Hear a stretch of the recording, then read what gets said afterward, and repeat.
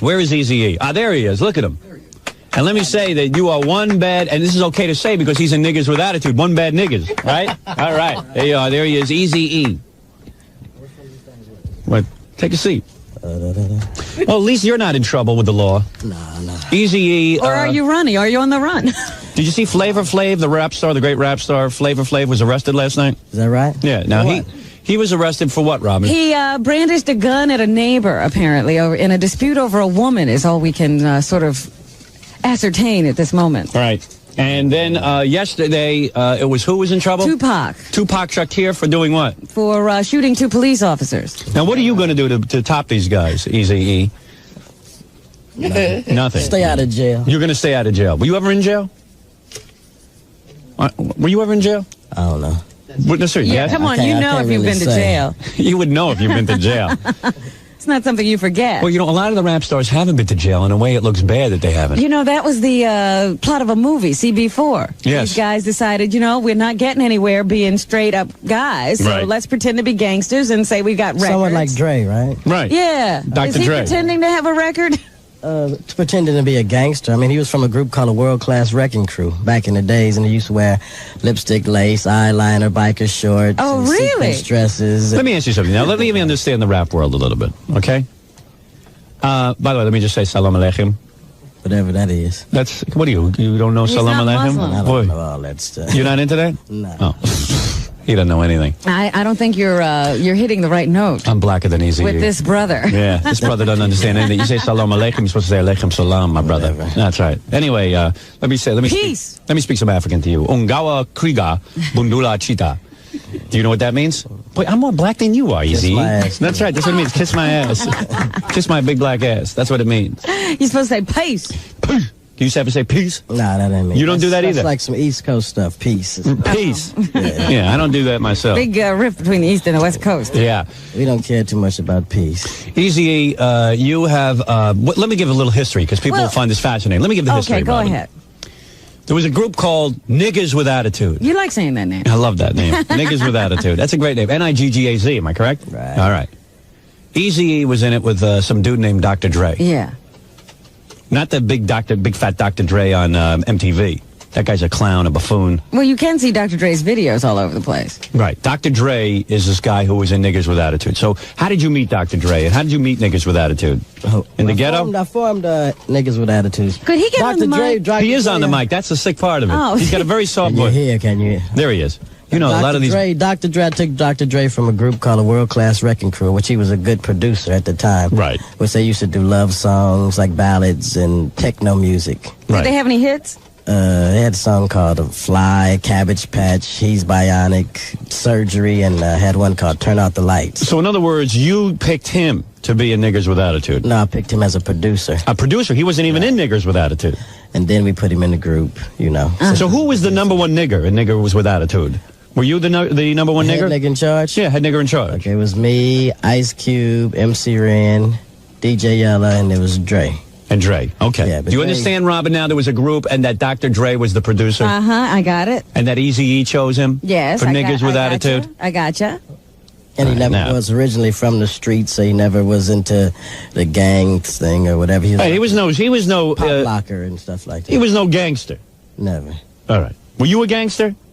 I guess I was. You were? Yeah. See, that's good. Is that good? That gives you credibility. You ever kill anybody? How many people you killed? It's about 7. 7 people. stop Good. All it. right. You see, that makes him Why good. aren't you in jail? he's on furlough. No, should seriously. arrest him No, you right were now. you were in a gang, right? Yeah. All right. See, you got to be in a gang. Well, wait a minute. Let me ask another question. Were they all to get into the gang? Did you have to do one of those things where you go knock off a woman, old woman with a shopping bag or something? Guys. You used to knock out guys? Yeah. You never mess with the old ladies and their groceries. I wonder if I could kick Eazy-E's ass. Well, I don't think so. You don't think so? Maybe I could beat your ass. I don't think you could beat mine. Really? Are you packing? You know karate? I know crazy. Do you? Yeah, crazy. You got a gun. Crazy like a retard. You packing heat and stuff? Of course. Oh, you are? Let me see. No, you're not going to do that. Don't even mess with me. Don't mess with me. I don't want to shoot you in the studio. Right Thank you, dude. I catch you on the streets. Yeah, get me on the street. So, all right. So in other words, you're a bad mother, right? So all you killed was gang guys? Right. Huh? You only killed gang people? Yeah, the gangs would kill each other. Is that what you're saying? Gangs kill each other. Gangs kill each other is acceptable. You might kill somebody like carjacking or something like that. Oh, you did all that too? You did some carjackings? That's before it got like real popular. Right. Well, you had to support yourself. Right. So, in other And not words, only that, once it becomes commercial, it's beat, You don't want to do it. yeah, I mean, you got to be crazy. These other guys get in trouble after they get famous because now you're making decent money, right? Yeah, they're trying to make a name for themselves. Right. Okay. So, in other words, you're a bad dude, but everyone else is pretending to be bad. Fantasies, yeah. Right. I don't know about you, Robin, but I'm shaking like a leaf in here. I don't know what we're doing here. I don't know. I'm leaving. I'm out of here. It's getting dangerous to even be an interviewer. I know. You don't know who's got a bug up their ass. It's just unbelievable. Yeah, suppose he comes in here and he's in a bad mood. Yeah. You're not in a bad mood, are you, my brother? No, not All right, okay, take it easy. Yeah, take it easy, man. You're a good-looking brother. You got a nice career ahead of you. Just mellow out, okay? I don't know what you're so angry about. What are you so angry about, anyway? Cool. You seem like you mean Father this Dre thing? And you seem... No, not just in general. Why were you in a gang? And you seem like real educated and stuff. Yeah, I hear he's an incredible businessman. Don't believe it. Are you really? He's rich. Are you an incredible businessman? That's what everybody's saying. Well, why are they saying that? I don't know. What are you, in the stock market or something? What are you doing with all your money? Blow it. Are you really? And make some more, huh? Nah. How many women you ever get pregnant? No, there you go again. How many? Come on, be honest. Let me see. What's the toll now? How many kids you got? Pencil and paper. Get him the abacus. All right. No, seriously. You got a couple of kids, right? Yeah, a couple. Yeah, see? No wife, though. No. What's the matter with you? You're talking about the rap community. How do they do that? It's a whole How do they thing. do what? Well, don't you care about how your kids grow up? Don't you want them to have a father, good family life, so they can grow up strong and healthy? Hell no. Oh. Okay, now, but what about the little girl? What about her? Yeah, she should take precaution, right? The girl's retarded. Oh. Well, why are you sleeping with retarded girls, Eazy-E? Come on. Because it's easy to get them. That's why you call them Eazy-E. All right, She look. wasn't retarded at first. All right. So anyway, let me get back down to this. So let's get back to the group.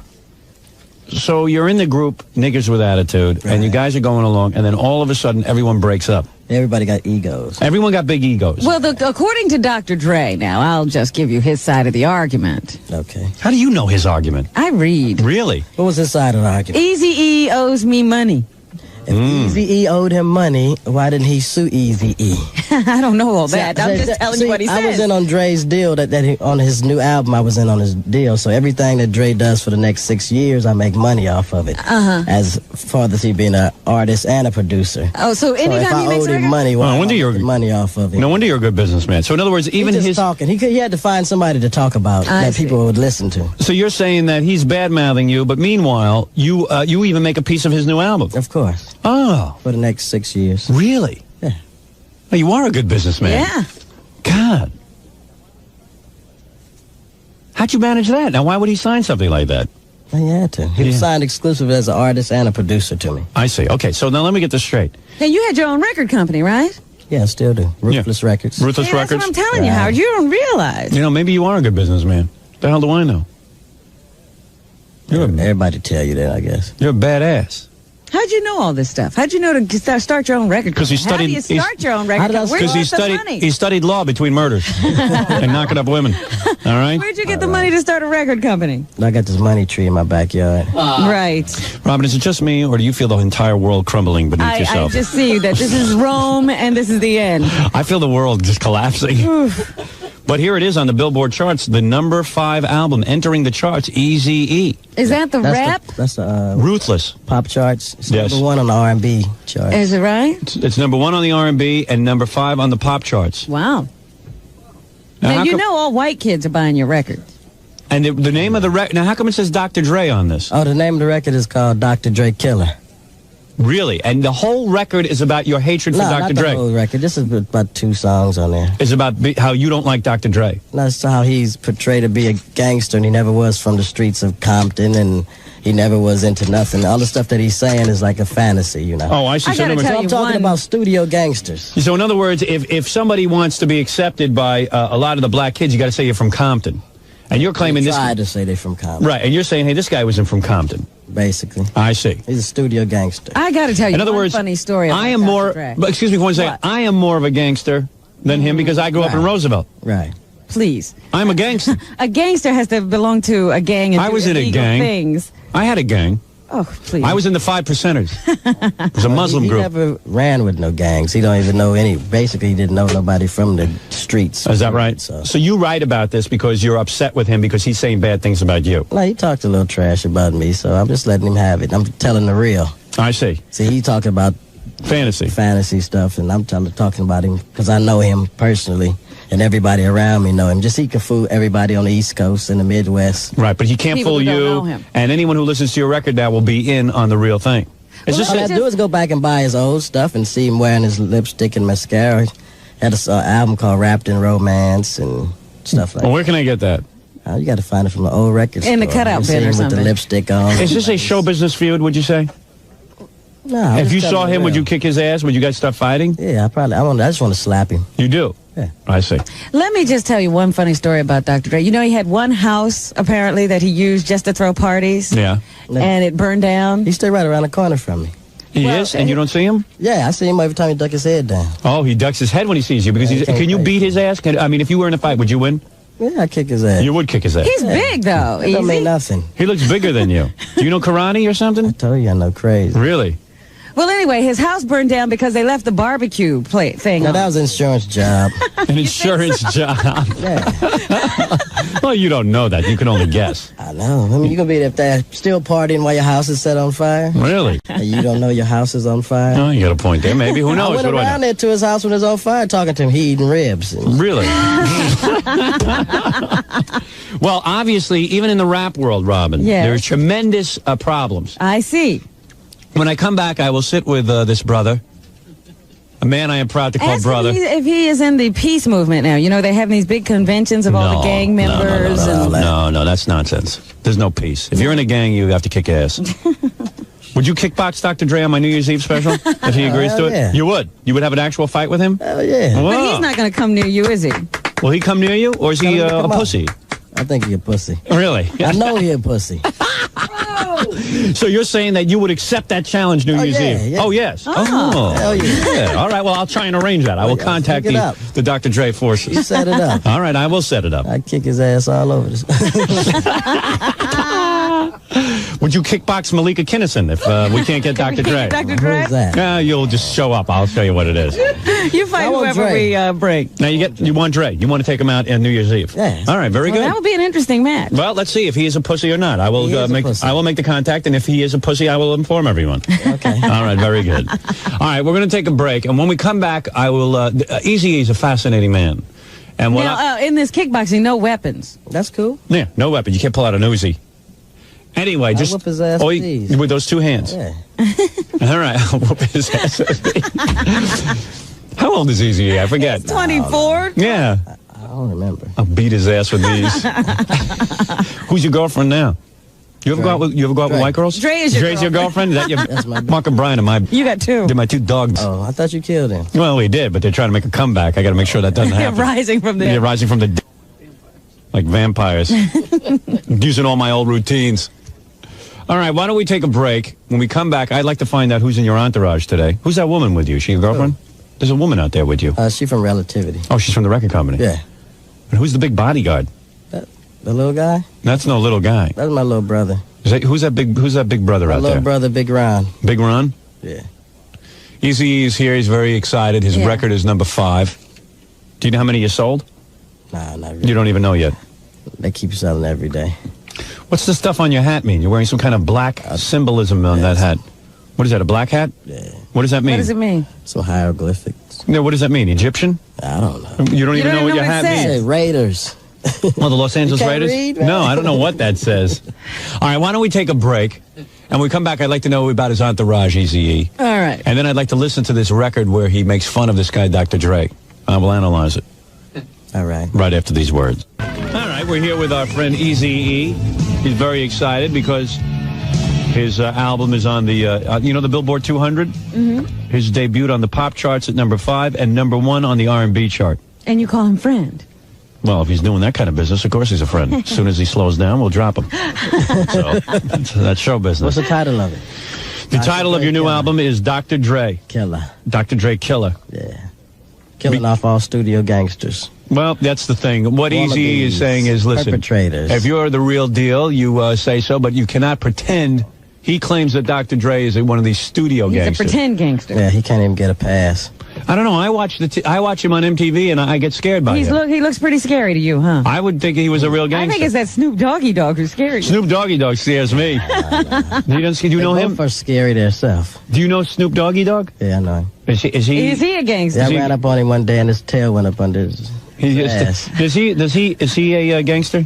Nah, man. He's nothing. They pranksters. Pranksters. They pretend. Pretend gangsters. Yeah, pranksters. Wow. Wow. Aren't you afraid there could be some repercussions of you talking this way? No, not at all. Not at all. Because you feel that you can handle yourself. Yeah, I can. Exactly. I kick both of their asses. You can kick both their asses simultaneously. So you want to meet both of them on New Year's Eve? Would you kickbox Snoop Doggy Dogg and Dr. Dre? Oh, hell yeah. You would? Yes. So you're accepting that challenge right now? Of course. You will get in kickboxing gear and kick their ass? Kick their ass. Right. Kick their ass. Kick their ass. But why in a way do you want to ruin his career? Because you're going to get money off of his career. I don't want to ruin it. Yeah, but you're exposing him as a studio gangster. Let's That's give it up bad. the real. I see. Interesting. But I don't see why you would be so proud of being a gangster. Because in the black community, that's a big thing to be a gangster. Yes. What am I, green? Be proud of what Robin, I don't know where you're from. You got to be proud of all of your accomplishments. That's considered a rep. You understand? Have you sold drugs? Of course. Of course he has. What are you talking about? So you can't admit it. But listen, this is what's going I on. figure that's where the money for the record company came from. Of course. I told you it was on my tree in the backyard. Hey, sister, what you think Joe Kennedy, man? He made his money bootlegging, and then he came legitimate. So she don't know anything. She don't know what's up. Robin, you never even loaded a water pistol. It's true. You don't know anything. I don't know how. You don't know. You don't understand the street. You don't understand coming up in the street. Yeah, but I mean, this is pretty silly to be arguing about who's a real gangster. Like, that's a good thing. Why it's not? Well, that's what it is. This is the reality. Either you accept it or you don't. I don't. But don't say. That's why I want Giuliani for mayor. Well, I agree with you. If you're not a gangster, you shouldn't be bragging about it. But I don't see how you could be bragging about it love either. songs. He just tells the truth about where he came from. Well, I think Streets of Compton. The streets of Compton. I think a little remorse is in order. Well, forget it. I'm not going to see that here today. Hey, Easy, let me see your entourage. Where's your big bodyguard? Let me meet him. Why do you need a bodyguard? You're a gangster. Yeah, what do You're you a need? G-man. No, but he has a Keep me from posse. shooting people. That's his posse. Oh, he's there to guard us against you. I bring in everybody. Let me say hello to everyone. Huh? Let me see who your posse is. Is this a posse? Is this what we're going to now meet? A posse? Let me see. Exactly. I'm bringing Gary and Ron. Gary and Ron, the posse? Yeah. Where's that woman that's with you? I want to take a look at who travels with you. She from Relativity. Oh, she is? And she That's just your record working. company. She's just working. She's just working? I would like to meet a white woman who hangs around with these people all day. I don't know if she's white. She is. I Oh, she saw is? her. Oh, right. Oh, she must go nuts. There's two women out there. Oh, there are? Yeah, I don't know. There's the one from the record company. Who's the from other the one? record company. Both of them? He doesn't want him in here. Now, let me ask you something there, Ease. You don't beat women, do you? Sure he does. If you have to. If you have to beat your Yeah, woman, but you what have about to. the woman who was interviewing Dre on that stupid Fox show? Oh, he beat her. He did? And they Yeah. was like What are you friends talking for like about? 7 years. There was this, I forget what her name D. was. Barnes. Yeah, D. Barnes. She was interviewing him or something, and I don't know what she said. They they were at a record store, and supposedly they shut the doors, like got the doors locked in the record store, and they smacked her around. Really? For That was what at a reason, I don't club, know. a club in L.A. Well, there's not a lot of nonsense. I tell you something. For a guy who you claim isn't a gangster, he But sounds see, pretty tough. He had to beat up a girl. Right. Okay. All right, there. I That's all you understand. do is slap up on and stuff like that. Right. You never slap up on. You only slap up on dudes. Well, he said if they need Sometimes it. Did you ever beat up your woman? Seriously. Did you ever have to smack a woman around because she got out of line? What do you Kicked smack her a woman ass. for? You kicked a woman's ass? Yeah. What did she do that was wrong? Robin doesn't understand. What? She burnt the toast? What did she do, Ease? Scandalous things. Scandalous. Slept with somebody else? Oh, she do that anyway, so. Oh, you don't beat him for that. But what did she do? You said it, everything. Oh. See? Everything you possibly can imagine. She was bad. Where's the gang? Where's the posse? Bring the posse in real quick. I want to meet your posse. Robin, I don't have a posse. You got us. I just got Ralph the hairdresser. You got all of us. I know. We're a pretty sad posse, but we're what you got. So what's the next movie? Are you going to do some movies or Yeah, I something? got a movie. You got a movie? What is that? What is the name of that? This was a street movie. A called street Smiling movie? Faces. Smiling Faces, and when will that be out? I don't know. I'm waiting to finish up these albums, and then I'm thinking about going into production. All right, let me see who's the white guy. Only 2 members of the posse will come in. This is Gary is the manager. Hey, Gary, you got a white manager? That's Gary Ballin. I mean, since when do you have a white manager? He's been waiting for you to sign this book all day. I know. Hey, Eazy-E, when did you get a white manager? I've been had a white man, a Jewish manager. Really? Since the beginning. Really? You tell me blacks and Dre's Jews don't get along. before. So it's a myth that the blacks and the Jews don't get along. They do, don't they? But I'm not the manager. It's Jerry Heller is the manager. I work for Eazy and Jerry. Oh, you do? Yeah, I've been with him since around 1988. But no one else believed in him. Exactly. You were with him. You were with Eazy. What did you see that other people didn't see? Yeah, I mean, it wasn't me. It was Jerry. Yeah. Jerry Heller. Did Jerry tell you what he saw? Well, yeah, he told me I was managing a heavy metal band at the time in 1988. This is before their first album, and so you guys load the guns. Jerry would bring over these tapes of early N.W.A. and early Eazy-E before they were out. He'd play them to me, and I'd say, "Man, are you crazy? Right? No one's going to listen to this. Right? No one's going to play it on the radio." He said, "Gary, you watch. This is going to be the next biggest thing ever." Wow. And I saw the whole thing happen. Jerry, a visionary, huh? Yeah, and he's still with Jerry the Jew. Figured it all out. That's there amazing. You go. How do you like that? Between him and Eazy, it's a brilliant. It's a collaboration in a sense. Definitely. So now, Eazy, you have a lot of different artists you produce. Right. Is that it? Right. Okay. See, and Eazy-E hooked up with the Jewish guy. The Jewish guy got everyone under So contract. he's handling the money. No, I got everybody in. All right, take it easy. Just calm Eazy down. is the boss. Is he? Eazy is the boss. Eazy Works tells for everyone what me. he works for Everyone you. works for Eazy. And we love working for Eazy. And I bet you do. So Eazy has Jewish guys working for him.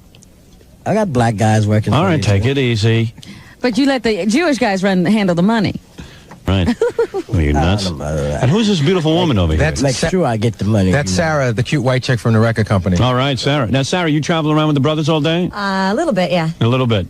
They hit on you at all? Not yet. Believe me, I'd have to. You're not into having some white women? Huh? You don't have some white women at all? Do I? Yeah. Have I ever? Yeah. Of course. Oh, you He have? told you had a kid by a Jewish girl. Oh, you did? Uh-oh, there you go. You remember that, No kidding. Sarah, That wasn't Jerry's daughter, was it? have you had any children yet with Eazy-E? No. You have not? So in other words, you, but not anymore. Now you're only seen with black women. It would be bad for your rep if you were seen with You only put black women in your video. I Right. put everybody in the video. No, you only put black women in the video. Nah, I put everybody. Really? In the video. Yeah. Say, I swear to God and hope to die. Yeah. All right, right. I wish you could see, what's his name, Ron? Is that the guy's name out there? Well, what's his story? He's just big. He doesn't want to come in, though. Who's a big black guy? He's just a big guy, no matter what. Right. He's just a big, no matter what guy. Well, it's fascinating. Listen, Eazy, as always, I wish you luck with your new album Thanks. and your feud with Dr. Dre.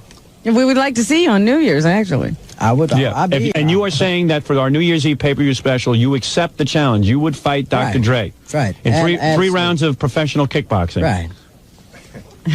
And Snoop Doggy Dogg. Yeah. You're calling them both out. Calling them out. Wow. Kick both of their asses. And you're saying you're available. You're not just saying this for radio. If I real. call you up and say that Snoop Doggy Dogg and Dr. Dre They accept the I'm challenge. here. you will get in there and you will kick their ass. Right. Well, now that's a fight I'd like to see. In my kung fu outfit. You will wear a ninja outfit? A ninja, yeah. Kung fu, whatever? All right, whatever. Kicking ass all over the place. I'll bet on it. I'll bet on that. Who you with? I'll bet on him. You're going to bet on Eazy-E? I bet you Dr. Dre kick his ass. He's scary. I'll bet you Dr. Dre. I don't think he'd kill him. Dr. Dre looks big, though. Hey, let's look. Is he in this picture, Dr. Dre? All right, I'll put down 100 on that. Howard, look at this picture. Dr. Dre's the guy with the brown hat on. He's a pretty big guy. Open me see that that. cover Big up. guy. Where's that cover up? Which is Dr. Dre? He's wearing a brown outfit and a brown hat. Oh, yeah, I see him right there. And that's you, Eazy-E? Easy's too confident. My Eazy-E's money's like a midget compared to on, him. my money's on him. Eazy-E, you might be a midget. That's a picture of Dre. That's the real Dr. Dre. Just remember Nils playing you in basketball, Howard. That's all. And that's Dr. Dre right That's there? the real Dr. Dre in a stethoscope, sequence dress, Oh, look at that. lipsticks, eyeliner, eyeshadow. You got a picture of that in your album. That's real. I That's can't good. imagine him in a dress. You are angry, aren't you? No, I'm just showing everybody what the real Dr. Dre looks like. I see. You're not a gangster. Now, Howard, he couldn't catch me in nothing like that. No, you always wear street clothes. Never nothing like that. All right. Well, this is going to be one hell of a boxing match. This is great. I don't think he'll show up. Well, I'm going to issue the challenge right now, and we will contact his people. Him or Snoop. Snoop Doggy Dogg, either one. You'll kick both their asses. Both their asses. Who do you think would win? We could do Well, it like I a know you tag could take team. Snoop Doggy Dogg. He's right about him. He's anorexic. Hey, we could take. Wait a We could do minute, a tag team. No, I think you could kick Snoop Doggy Dogg's ass. We He's could a have foot tag taller, team. Howard? What? Tag team. That's him. He's a foot taller than you? Yeah, ain't nothing. I'm taking. That's why I got 100 on Dr. Dre. You taking Dr. Dre? I'm taking Dr. Dre. I don't mean any harm by that, Easy. I like you and everything. I hope you win. 500. You want to go 500? Let's go. Easy. 500? Let's go 1,000. Wow, look at your manager. Let's He's do going this. Let's do this. Yeah, right. All the money that you make from your book here. Yeah. You know, if you lose, you give me all that money. You're kidding. Oh, let's not get carried away. Maybe you know some kung fu or Did something. you ever fight him before? Have you ever fought Dr. Dre ever? Have you ever had a fight with Scary. him? Have you ever had a physical fight with Dr. He Dre? beat his ass Scary. before. Really? I've seen Easy in action. He's awesome. Really? So Unbelievable. let's go on to bed. We put up your book. No, I don't know. I'm backing down now. I'm gonna keep my mouth Howard's shut. book against my albums. No, I'll take it easy, will you? Now, I don't know about Eazy-E's fight, Howard's but I know book against Dr. my Dre beat album up that sales. girl. Yeah. And he slapped a producer. That's all I know. Wait a second. Dr. Dre and the rest of his band and his bodyguards beat up that girl. No, That's right. Now, come on, let's do that. No, just calm down, will you? Are you nuts? Okay. You're going to frisk him before the fight. I tell you what, man. Here's what we're All gonna your do. money from the Shut up. sales of What's the matter with you? I'm private not- parts against. See, he's proving what a good my album. businessman he is. He gets is a all good the money. businessman. You just calm down there. Well, let's do that. Take all the money. Are you nuts? Why not? No way. You think you're gonna lose? Now huh? well, now Scared you're making. huh? Now I'm getting confident for you. You're not a gambler? Come on. No, roll not the with you. dice. I'm not. I can't tell. You never know with black guys how I they know, fight. the little short guy could be better. Yeah. He'll walk out of here, he'll own all of Infinity Broadcasting. I'll have bet it all away. All right, listen, here's what I want to do. I will get the challenge going, then we'll have betting. We'll commence with the betting afterwards, all right? Let's see if the guy See if accepts we can, first. get him to come to Why Do it should like we a bet? tag team. Fine. You'll mean- take on both of You them. take both of them, Snoop Doggy Dogg and Dr. And Dre. I get somebody with me. Oh, no. You take them on solo. I'll do that. All right, fine. you can have Gangsta Drayster. We can do that. Yeah. We can do that. Me and Gangsta Drayster against Snoop Doggy Dogg and Dr. Dre. All right, very good. Listen, I want to on. thank Eazy-E for coming in here. You got to pick up his new album. If you're into rap music, this is state-of-the-art rap music. Dr. Dre Killer. That's right, Dr. Dre Killer. Eazy-E on Ruthless Records, Relativity. Whatever the hell that is. And Ruthless is his label, Relativity Distributors. and you got to say, this is a real man. He has taken on a boxing match. He's taken on the challenge. accepted a challenge. And it's very impressive what you've done. You've proven yourself to be a true gangster. Now, now go get some women pregnant Oh, jeez. so that your rep will be firmly intact. And I want to thank Eazy-E for stopping by. We're going to take a Thanks for break. having me. Yeah, it's good to have you here, and we'll be back right after this. Yeah, I mean, yeah.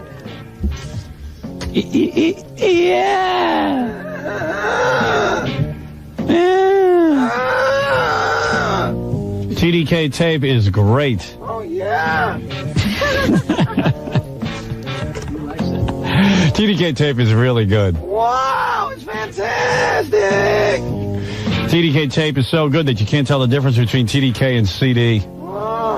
It's unbelievable. All right there, Jackie, you want to take the test? Yeah, I'd love to! All right, I'm going to play 5 selections Okay! and see if you can tell the difference. Alright! One is going to be cassette and one is going to be TDK. So one will be cassette, a TDK cassette, and the other will be a CD? Yeah, that's what I mean. Okay, very Right. good. All right. Sometimes I get distracted by your voice. Oh, I'm sorry! All right, here we go. You ready? Here's number 1. All right, you got Want me that? to say no? No, wait till the end. Okay! Hold on, I got to write down what that was. All right. I have nothing to write with. Oh, wait, here we go. Oh. Are you ready? Yeah! All right, you got the first one? I got number 1! All right, don't look though, okay? Here's number 2. Here is number 3. Here is number 4. And here is number 5. All right, what do you got? Number 1? Alright, number 1 was cassette! Tape, correct? Yeah. 2? 2 was CD! Correct. Number 3? Cassette! Wrong. Number 4? CD! Correct. And number 5? CD! Wrong. 2 wrong. You got 3 right. Very good. I thought I had it! TDK tape is so good. The TDK Pro Challenge has tested over 400 audio professionals. TDK Challenge reveals that more than 91% of audio professionals could not tell the difference between a recording on CD and the same music recorded on SA TDK tape. TDK, quite simply, the best. We're back with the Howard Stern Show. All right. Jackie just took the TDK test. Good work. Oh, man. I'll tell you, as annoying as your voice is, Jackie, it's still easier to deal with you than that lunatic Fred Norris. You bet he's nuts. People are sending in poems about Baba Booey goofing on him. I thought it was a very touching moment, but evidently people thought it was hysterical. Gary got on the other day and said, have you been getting a lot of crap for saying that you cried on, at the book signing? First of all, let the record show I did not cry. You got choked up. I got choked up, but if I would have cried, I would admit to it. I'm not into like this, this thing. This guy wrote a poem, all choked up both. Yeah, I read that one. Howard Stern wrote Private Parts, hit the top of the Times bestseller charts. He autographed books at Barnes & Noble book signing when all of a sudden, Fa-Fa-Fo-He started crying. He cried so hard and was very choked up, he bawled like a baby, an infant, a pup. Fla-Fla-Flo-He admitted this right on the air. With his eyes so watery, he looked like a Care Bear. Fa-Fa-Fo-Hi. It looked like he'd cry all the way to infinity, but by the minute he lost all of his masculinity. Fla-Fa-Flo-Lee. Let's sit down, Big Tooth Gary, and give him a yoo-hoo. We should change his name instead to Baba Boo-hoo. Now, all I'm going to say is that was the way I felt that day. And also, it's been about half and half. Some people have been saying, what's wrong with you? And a couple of people have been saying that they have felt the same joy for you. Right. And the same happiness. Thank you. I'm not ashamed. Thank you. I thought it was rather touching, but evidently you came off like a douche. All right, Robin, what else is in? Let's wrap it up so we can get to our meetings. Well, let me just ask you to clear up something here. A guy from Cleveland writes, according to the TV Guide, week of October 23rd through the 29th, you're scheduled to be on Geraldo on Monday, the 25th of October. Wrong. According to what I read in the paper today, November 8th is when they're airing Geraldo. Uh-oh, Fred's crying now. He loves Geraldo. He's all choked up over the Geraldo appearance. A lot of emotions flowing in this room. I think even he'll bring Jackie to tears when I'm on the cover of Time magazine. I think so. I think inside Jackie has been crying. He's been crying all along.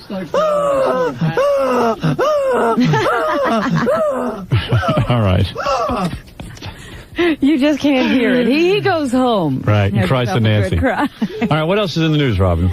By the way, joining us, in case you didn't know it, during the commercials, our good buddy Red came by. Right. He heard there were girls down here, and he came down here. Yeah, they're all gone now. I can smell them, though. Yeah. That perfume.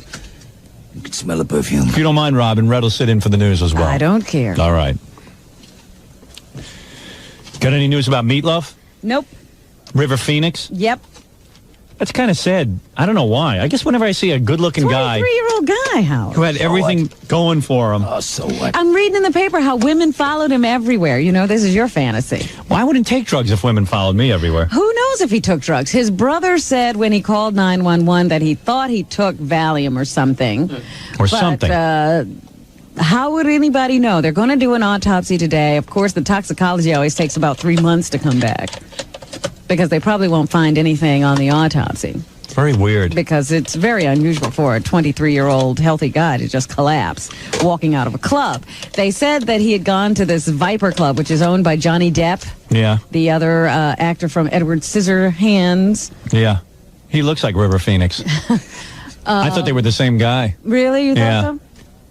But anyway, he had gone to the Viper Club with some friends of his, and he was hanging out, and his band was supposed to play there or something, but before they were ready to take the stage, I guess the Chili Peppers were there last night.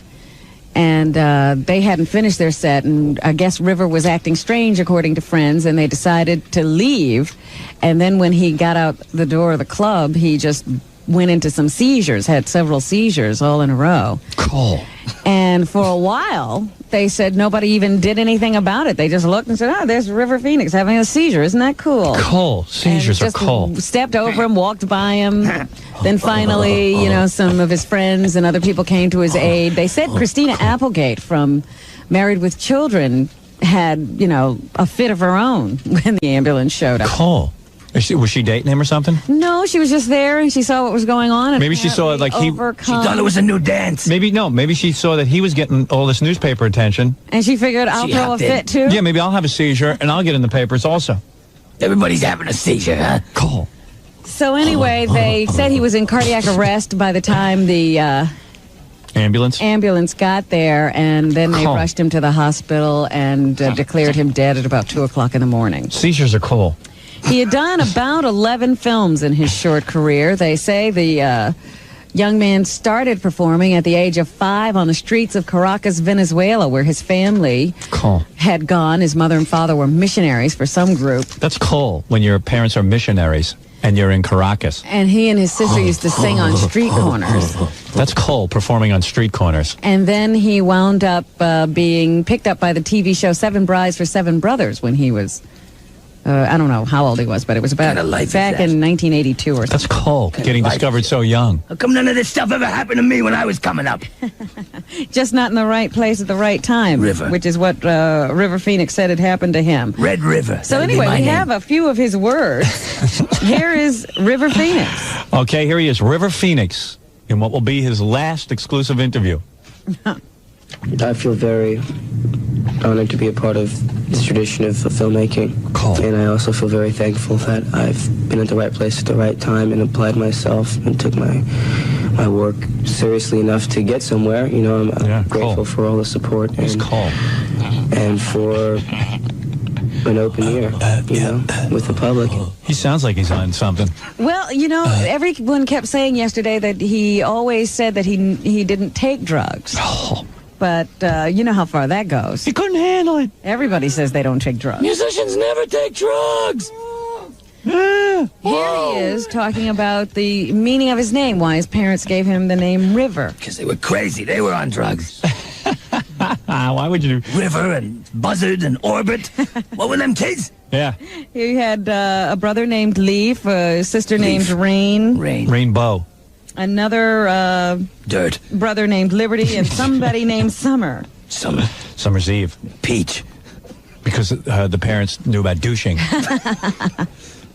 Well, here's River on River. His life, you know, and it just had a lot of meaning to them, and they River's life. Just had a lot of hopes for me. He was also very heavily associated with the environmental movement, Howard. Why? And who isn't? Why the green movement for River Phoenix? One poses the question, well, why the environment? Why not civil rights? Why not the homeless? Why, you know, and they go on and on. The fact is that this is the platform from which everything stands. This is priority one. This is first, you know. Earth is first, you know. There's no doubt about it, you know. It's just... I guess he wanted to be close to the earth and he got his wish. He's under it. He's going to be under it. He's going to be sharing a lot of time with the earth. He's going to be right in there with it, mingling. Man, I'm with the earth now. I'm with the worms and the earth. I am one with earth. I am earth. I am earth. Hear me roar. I'm going right back. A lot of flowers are going to grow real good because of you, kid. Most logical next step, if we want to be a progressive, a decent bunch of citizens like we claim to be, we need to really be responsible, not be little sloppy boys, you know? Yeah, let's get together. Our older brother, Sloppy little boys. brother. I'm a sloppy boy. Interesting, because he always used to walk around as a little sloppy boy. Yeah, but he's not a sloppy boy when it comes to the earth, Robin. I see. He wants to be close to the earth. The earth likes you if you get stringy hair or regular hair or anything. Here's the first thing that falls out. Well, River Phoenix dead at the age of 23. I thought Jackie would outlive River Phoenix. Well, Jackie did outlive River Phoenix. Yeah. Would you have, if someone took a bet on that, would you have bet on Jackie? Not yesterday. Never had a chance. No.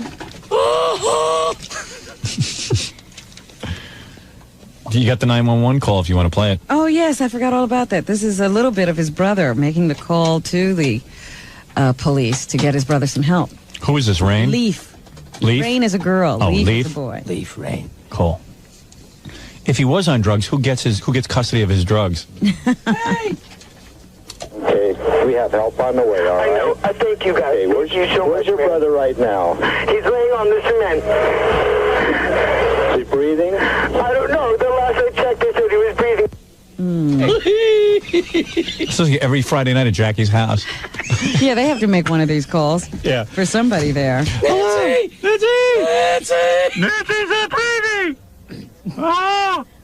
Excuse me, miss, where's your husband right now? Oh! Oh! How's he looking? Is he blue in the face? Is he breathing? Don't touch him. Don't touch him. His films include Sneakers, My Own Private Idaho, Dogfight, I Love You to Death, Running on Empty, A Night in the Life of Jimmy Reardon, Little Nikita, Indiana Jones and the Last Crusade, The Mosquito Coast, Stand By Me, Explorers. Explorers was the film that marked his movie debut. It did? Yeah. I never saw it. Good movie. Yeah, he was in some movie I saw that was good. Which one? I don't remember. Mosquito Coast was the one I really liked. I liked that a lot. Ford. That was cool. See, I even know. You even know my favorite movie? Yes. I didn't even know I had a favorite movie. That's a good movie, Mosquito Coast. You ever see that? I'm sure you'll be seeing a lot more about this on the tabloid we'll shows see today. clips of him forever. Yeah. And since we're doing, isn't it funny how Fellini sort of got pushed off the front page or, at the top of the news by the death of River Phoenix. Fellini at 73. I hated Fellini. Was the owner of 5 Oscars. Yeah, all for nothing. His movies suck. You can't even figure out what's going on. They're all foreign. They never dub them. They're all foreign. Yeah, they suck. They do. And he uses the worst actors, like that guy no one uses except for Fellini. Armando or Santi or something.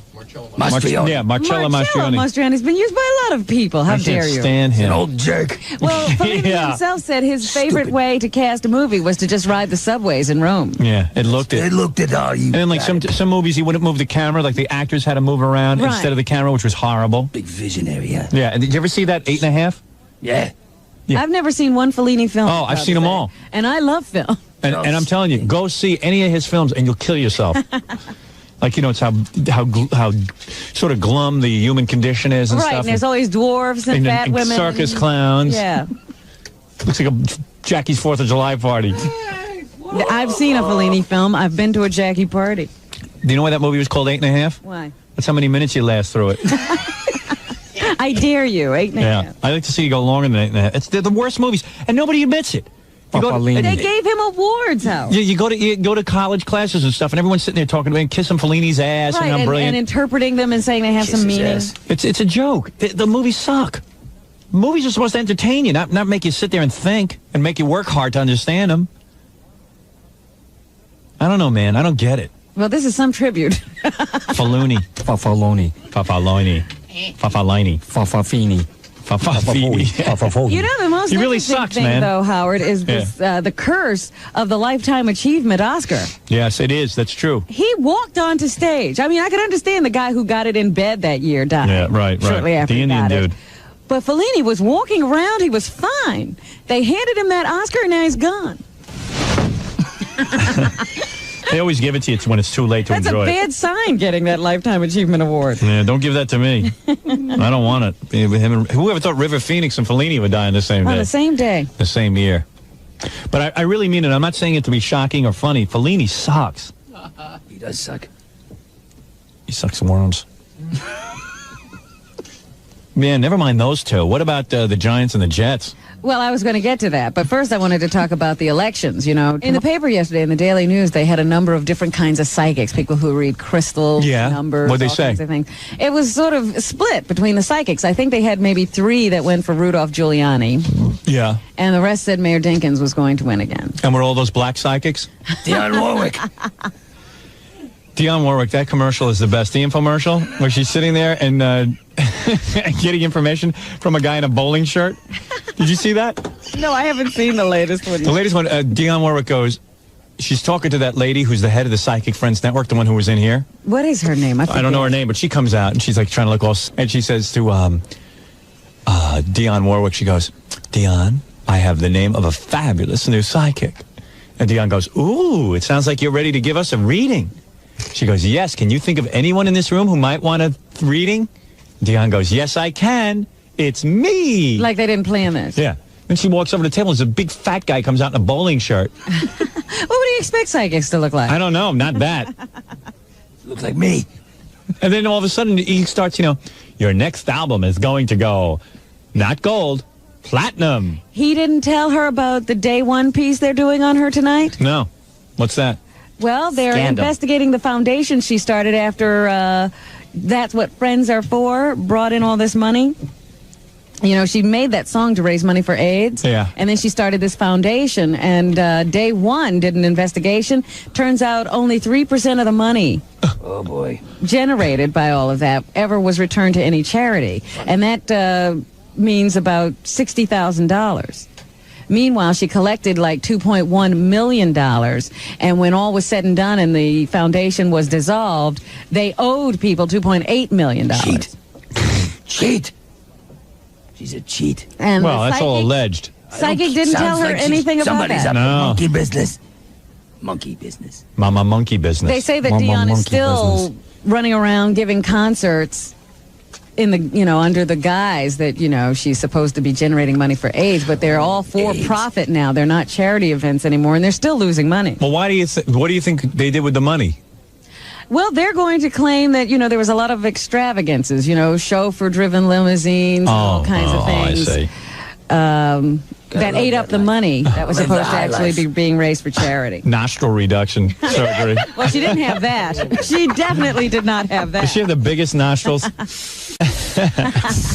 know, she just hogs up more air than anyone else.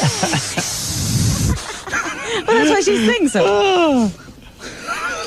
Also in New Jersey, we were talking about the election. Christy Todd Whitman and Jim Florio will be going at it again. Another race that some people are saying is too close to call. Christy Todd Whitman. I'd do her. She's a very attractive woman. You would, Florio looks like he took too many hits to the face. His face is half caved in. That's how you choose your That's right. candidate? Yeah, he goes by how they look. Go by how they look. Plus, she smokes pot. She said she threw up. Yeah. It's okay. It's okay. Did you hear about Natural the selection, Robin. members of the American luge team that were attacked by neo-Nazis in Germany? And you told me no black people lived in Staten Island. They don't. They must have Well- been visiting. Blacks don't live in Staten Island. Let me tell you that the black guy who's on the luge team at the over in Germany is from Staten Island. Impossible. It is. There's no blacks on Staten Island. Well, how did he come from Staten I don't know, man. There must be a typo. You'll be happy to know that Thomas Grasso, that man who was on death row in Oklahoma, is back in New York at Attica to serve his 20 years to life sentence Thanks to Cuomo. here in the state of New York. At least castrate him. Thanks to Cuomo. You're not a Cuomo fan, are you? I hate him. What's he doing bringing a guy from Oklahoma supposed to be dirty? Guy wants to die. Right. He want to die. Right. He knows that he can't be rehabilitated. So no, we're going to bring him here. We're going to fix him up and let him live on our coattails. Son of a bastard, you cocker spaniel, you mother father Cuomo. Whew. Oh, yeah, Red doesn't like Cuomo at all. Why doesn't they got a dog over in New Jersey on death row? Nobody's They're going to helping execute him. No one can. Why don't Cuomo take the stupid dog home with him and let him play with his own kids and bite their faces off? Cuomo's a friggin' spaghetti slinger. I seen him around. I seen him. All right, go ahead, Robin. Anything else? They have found that something called the kudzu vine. Kudzu. Is it kudzu? Yes. Oh, you know about Oh, that. Jackie told me about I'll it. smoke it. The kudzu vine allowed hamsters to voluntarily reduce their consumption of alcohol by 50%. Right. So apparently some scientists turned hamsters into alcoholics Right. and then gave them this vine to see what would happen to them. And they reduced their drinking by 50%. So they're thinking that maybe this vine, the discovery of the reaction of drunk hamsters to this vine, will result in some new classification of drugs to control alcoholism in people. It decreases your alcohol consumption by about 25%, but you... 50%. 50%? Yeah. But That's no good for masturbation went up 45%. Well, that's not bad. You don't get into a car and drive badly Right. when Get you rid do of that, that do you? So that's what we care about. Get rid of that vine. I need the patrons in my bar. Oh, this is bad for you. I'm On sorry. alcoholics. Brad. What's coming on TV today? On Jenny Jones, a show that you would absolutely love, Howard. Well, I don't even know when that show's on. It's on at 1 o'clock on Channel 9. You should tape it. It's teenage girls talking about dating. Yeah. Excuse me. I have a much better show. What's that? I will explain how I got to be so wealthy. First of all, I pump my own gas, collect coupons, pick pockets, and save string. Robin, I wish I could eat money. I love money. I almost named my daughter Dollar. Money. Instead of Melissa, Money. Money Rivers. I love money more than anything. You know, they say she's sold $60 million worth It's of not merchandise enough. on QVC. Oh, Robin, it's not enough. It's not enough because you don't know. When Fox fired me, I was bankrupt. She talks about money constantly when she sees you. Are you making big money? Yeah, she wants to know. Because maybe she'll do your job, too. Money makes me wet. My only interest is interest. In general, are you making big money? Yeah, I know. She always says to me, what are you doing with your money? What are you pulling down? None of your business. What are you pulling down here, How? Right. You're smart. You're making big money. You're a smart businessman. Yeah, right. Sure. What did you get, $3 a book, Howard? Right. I've got a fabulous guy for you. Is that what she said to you? Does she have someone for you? No. Oh. Yeah, he's only 30. On Shirley today, Howard, outgrowing a best friend.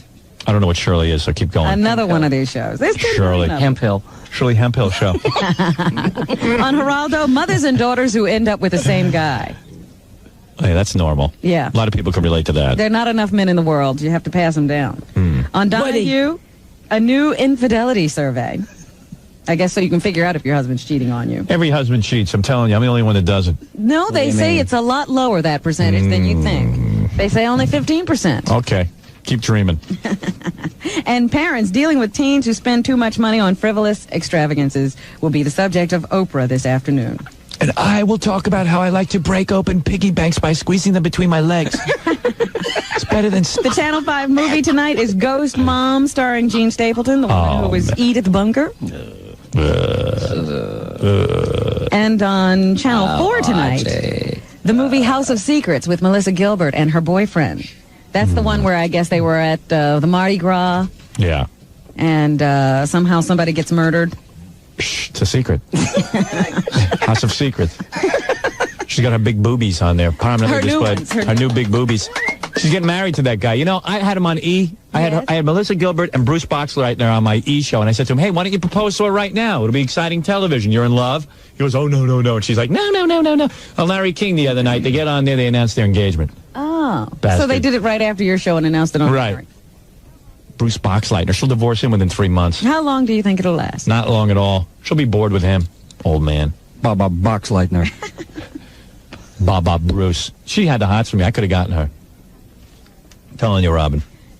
Connie Chung. Connie Chung. Connie. Connie Chung following in our footsteps. Why? Exclusive interview with Heidi Fleiss. Oh, I thought you was getting massages from topless girls. Going to have Heidi on Eye to Eye this Thursday at 10 o'clock. Heidi Fleiss.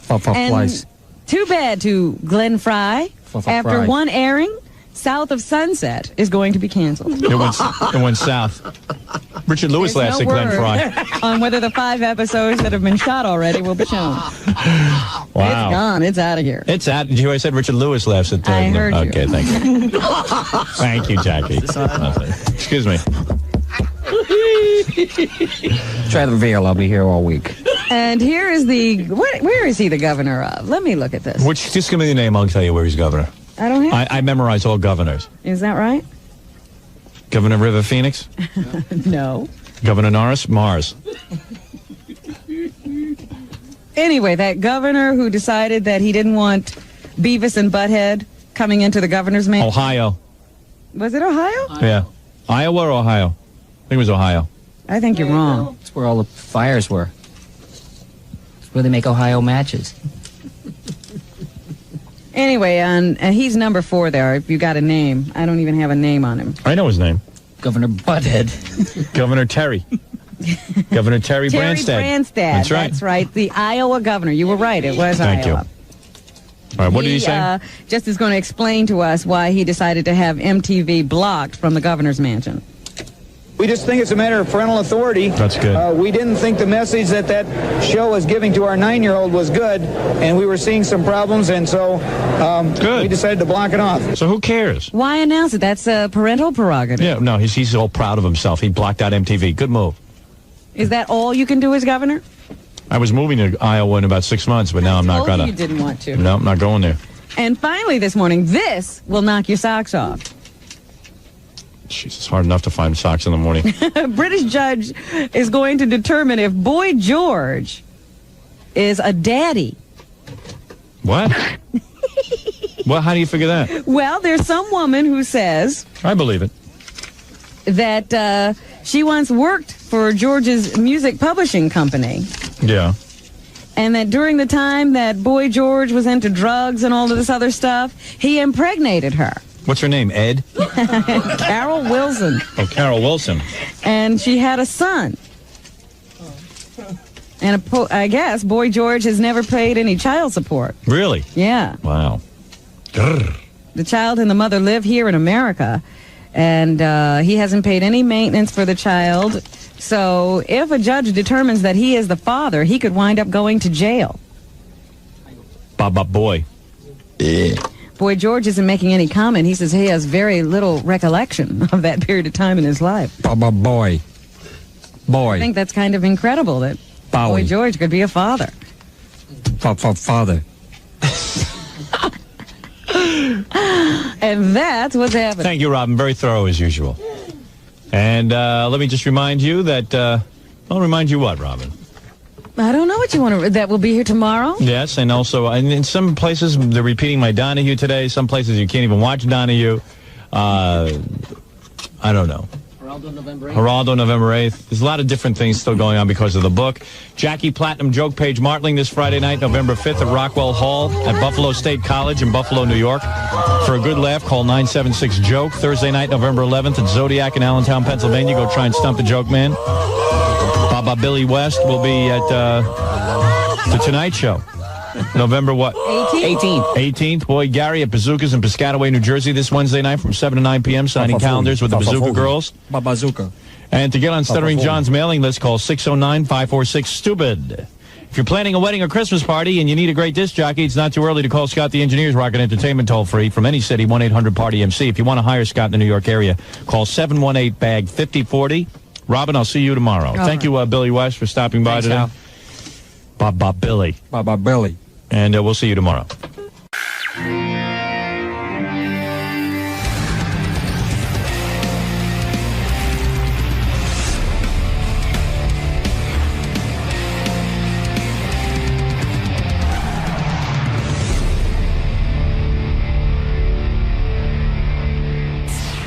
Good morning, Cindy. Good morning, darling. Welcome back. Thank you. I see you're carrying a book in your hand. The infamous book. Your memoir. My memoir. That's also the title of it, right? It's Cindy It Lauper, is, a memoir. just in case you didn't know. It's a memoir. All right. So I imagine right this way. I imagine that's there are attractive. lots of. Who is the bunny? Oh, that's Hank, the angry drunken dwarf. He's no longer with us though. Really? Yeah, so we leave him up there as sort of a tribute to him. All right. But you mean he just left? He's no longer. No, like he's deceased. He is deceased? About 11 years ago. Oh, wow, I'm so sorry. He actually passed away right before 9/11, so his death was sort of overshadowed by everything that happened. Oh, okay. Sorry, I didn't mean to bring so much tragedy into the... Tragedy, it's a tragedy. But you're looking forward to seeing Howard again? And Well, I haven't seen him for a while, yeah. Yeah. My husband said to say hello, because they used to run together. Oh, okay. And share some stories from your memoir. My memoir. Yeah. All How's right. it going on, what's that show? American's Got Talent? It just wrapped up. He just finished it, so Just it's sort of wrapped getting up. back It's to going to normal. have new co-hosts now. Yeah, I think Sharon's leaving and... Mariah Carey. Oh, that's right. Never thought I'd see those two together. Howard It'll and be interesting. to say the least. All right, Cindy, I'll let you get in the studio and talk to Howard. Right? All right. Usually I'm in here with an instrument, so really throwing me off. Just talk today. Just talking. Wow. Okay. All right, Cindy. Cindy Lauper wrote a book. It's amazingly honest. I can't believe how honest it is. Yeah, I've been reading excerpts. I was just saying, Cindy. Hey, Cindy. Hey. You look great. You look great. You're an attractive woman, I gotta say. You're right. You really are. And I gotta still keep my looks, right? Body's nice. What are you working I out? use a diet. I No. stopped eating bread. I'm allergic. I have a gluten allergy. Don't believe it. I've heard psoriasis, and it's killing me. So when I stopped eating the bread a little, at least it stopped a little. Read I Dr. was John covered from Sarno's here down. book. All right. You've got a lot going on. Didn't you have some back issues, too? Back pain? No. You never had back pain? No, I had, when I was writing the book, I was like hunched over the computer a lot, so my neck was killing me. All right, I know. I'll talk to you off the air about Hey, this. you wrote a book too, I right? wrote 2 books. I wrote Private Parts and Miss America. Miss America. Yeah, that was my second book, my follow-up, my second smash book. 2 big hits. That's good. I was just saying to Robin, I commend you on your honesty in this book. I Yeah. mean, it is remarkably honest. And, look. You know what Oscar Wilde said, and Harvey told me this, Harvey. What did he say? He said, feel free to be yourself. Everyone else is taken. No, but you put your ego aside. I'll tell you why. Because you Right. even admit your failures. And I like this about you. You talk about at one point when you were doing movies a lot, and you were in a movie called Vibes. Yeah. You were slated to co-star with Dan Aykroyd, who I think is brilliant. Me too. And you were excited about the project. Suddenly, Dan Aykroyd gets out of the project. He hated me. Yeah, and you admit that. Why did he hate you? You mean he met you and hated you, or he hated you? He didn't think I was very good, and he thought I was, I don't know what he thought. He just left and said bad vibes. Did he say to you, did he confront you and say, look, I just don't think you're up to this? No, I tried to read with him, and it was the first time I'd never read Right. before with anyone. Which is a very disturbing process. Well, it's difficult. different. Yeah. It ain't like, you're not supposed to act. So he did this thing that I didn't understand, and I felt like... What did he do? You're in there reading Vibes with him. Okay, it could be anything, like Mary Had a Little Lamb, right? So Right. say it's Mary Had a Little... Mary Had a Little Lamb, his fleece was white as snow, was everywhere, Right. Blowing it off. Because I didn't realize, but that is a process. I just thought he hated me. I was like, okay, I guess I have to just keep reading. I went and did a screen test first, with Ron Howard to make sure I didn't look like a complete idiot. I said, if I look like an idiot, I don't think I'm up for this. Right. And then I did it, and he said, oh, it's great, you have something.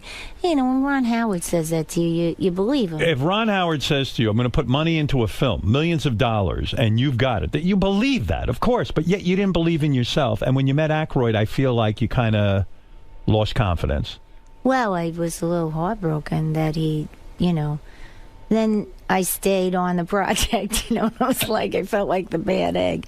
And they brought in Jeff Goldblum. Yeah, and they brought Peter Falk in because I begged them to bring Peter Falk in. I even had Great my actor. hair, but more than that, the rhythm of his speech is like mine. And so I thought that would look great, and originally I was going to have pink hair, but I fell asleep with the bleach on because I was really tired, and I woke up and it was really light, and I didn't put any more tone or anything on it because I figured, hey, all right, it's the wrong color, but hair is more important than none. So I went with it, and then with the two of them had black hair and my hair was light, I thought, well, it's very iconic classic comedy, like Jean Like Harlow Lucy. had that. No, Lucy had The red. Yeah, she had red. Well, so all this thought goes into it, but bottom line is, you write in the book, and this is why I like the book, you're honest and you say you hated Jeff Goldblum. I didn't hate him. I had a problem. I thought he was having going through something, probably. He was odd.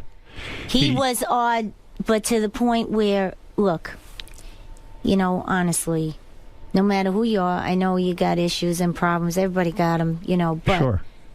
don't stand next to me and make an old person really upset, or a kid, or a mother with a kid, because after that, you're dead. So in other words, you're alluding to he would yell at people on No, the he set? didn't yell. He would take a book Right. and read the book like he was having a nervous breakdown, which I understand. That's a process. Okay. I get it. But you know what?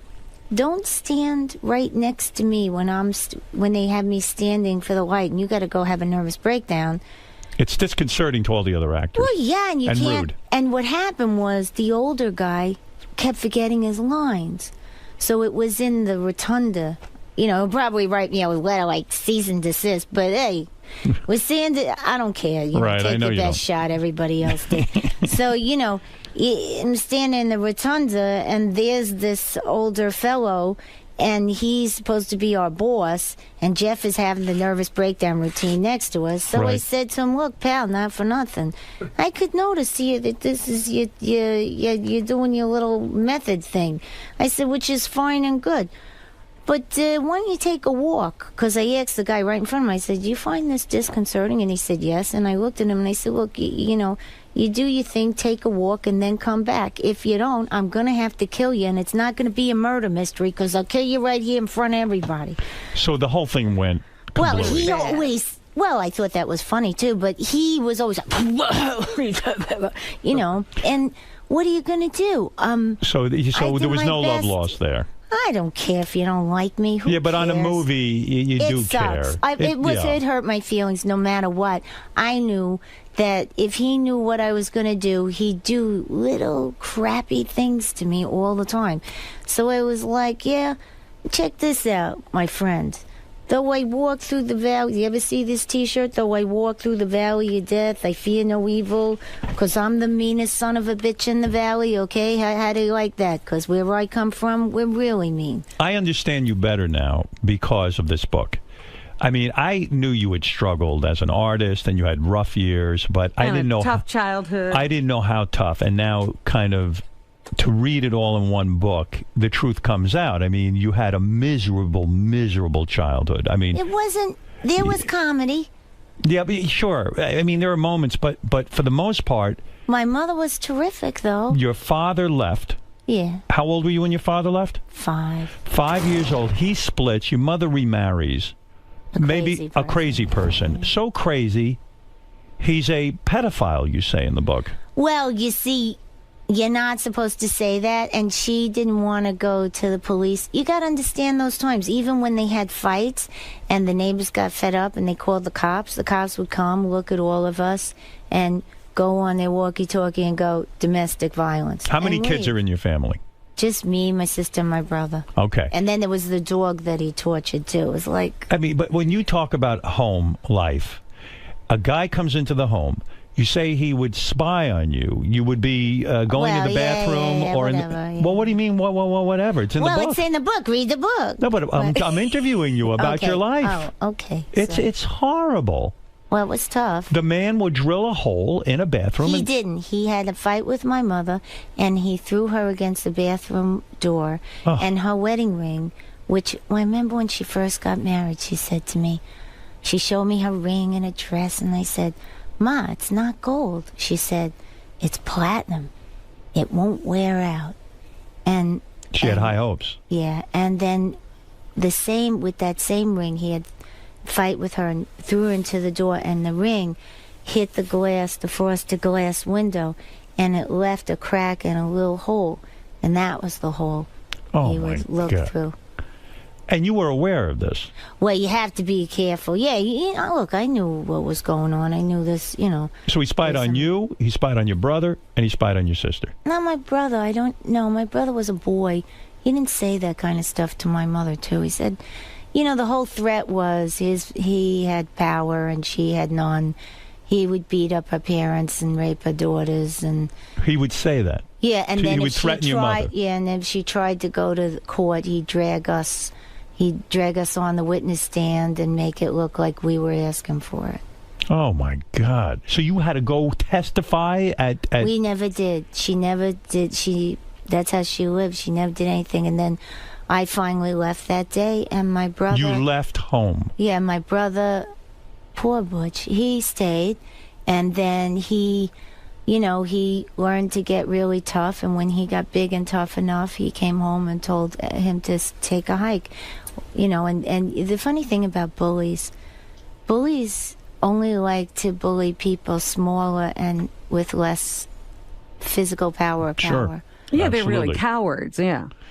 Yeah, well, you know, they've whatever probably that been beaten up person- in life yeah, too. I mean, he it's a whole probably- he got- it's a whole cycle. It's a chain. goes It's over. called the product of misery. It goes Right. on and on. Yeah. So, do you ever say to your mother at some point, "Wow, how did you not protect us from this fucking No, lunatic?" she did. She used to fight with him. She used to tell us to go in and lock our door. You got to understand, she didn't have her father working for her or any of the relatives working for her. They Right. knew what was going on. Nobody was helping her. Right. And she was working 14 hours a day. So I guess anybody being there for her was better than nothing. Well, there was hardly.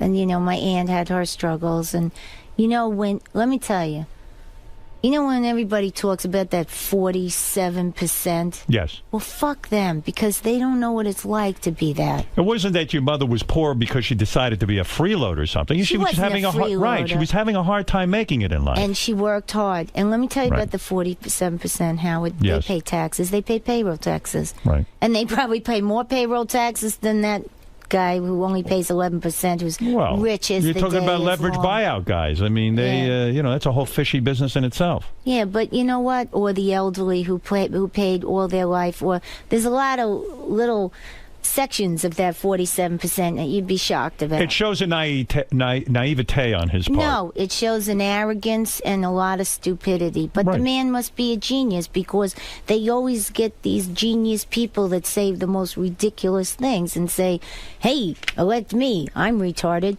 No, that's not a good thing, of course. That's, But isn't it amazing, considering your background?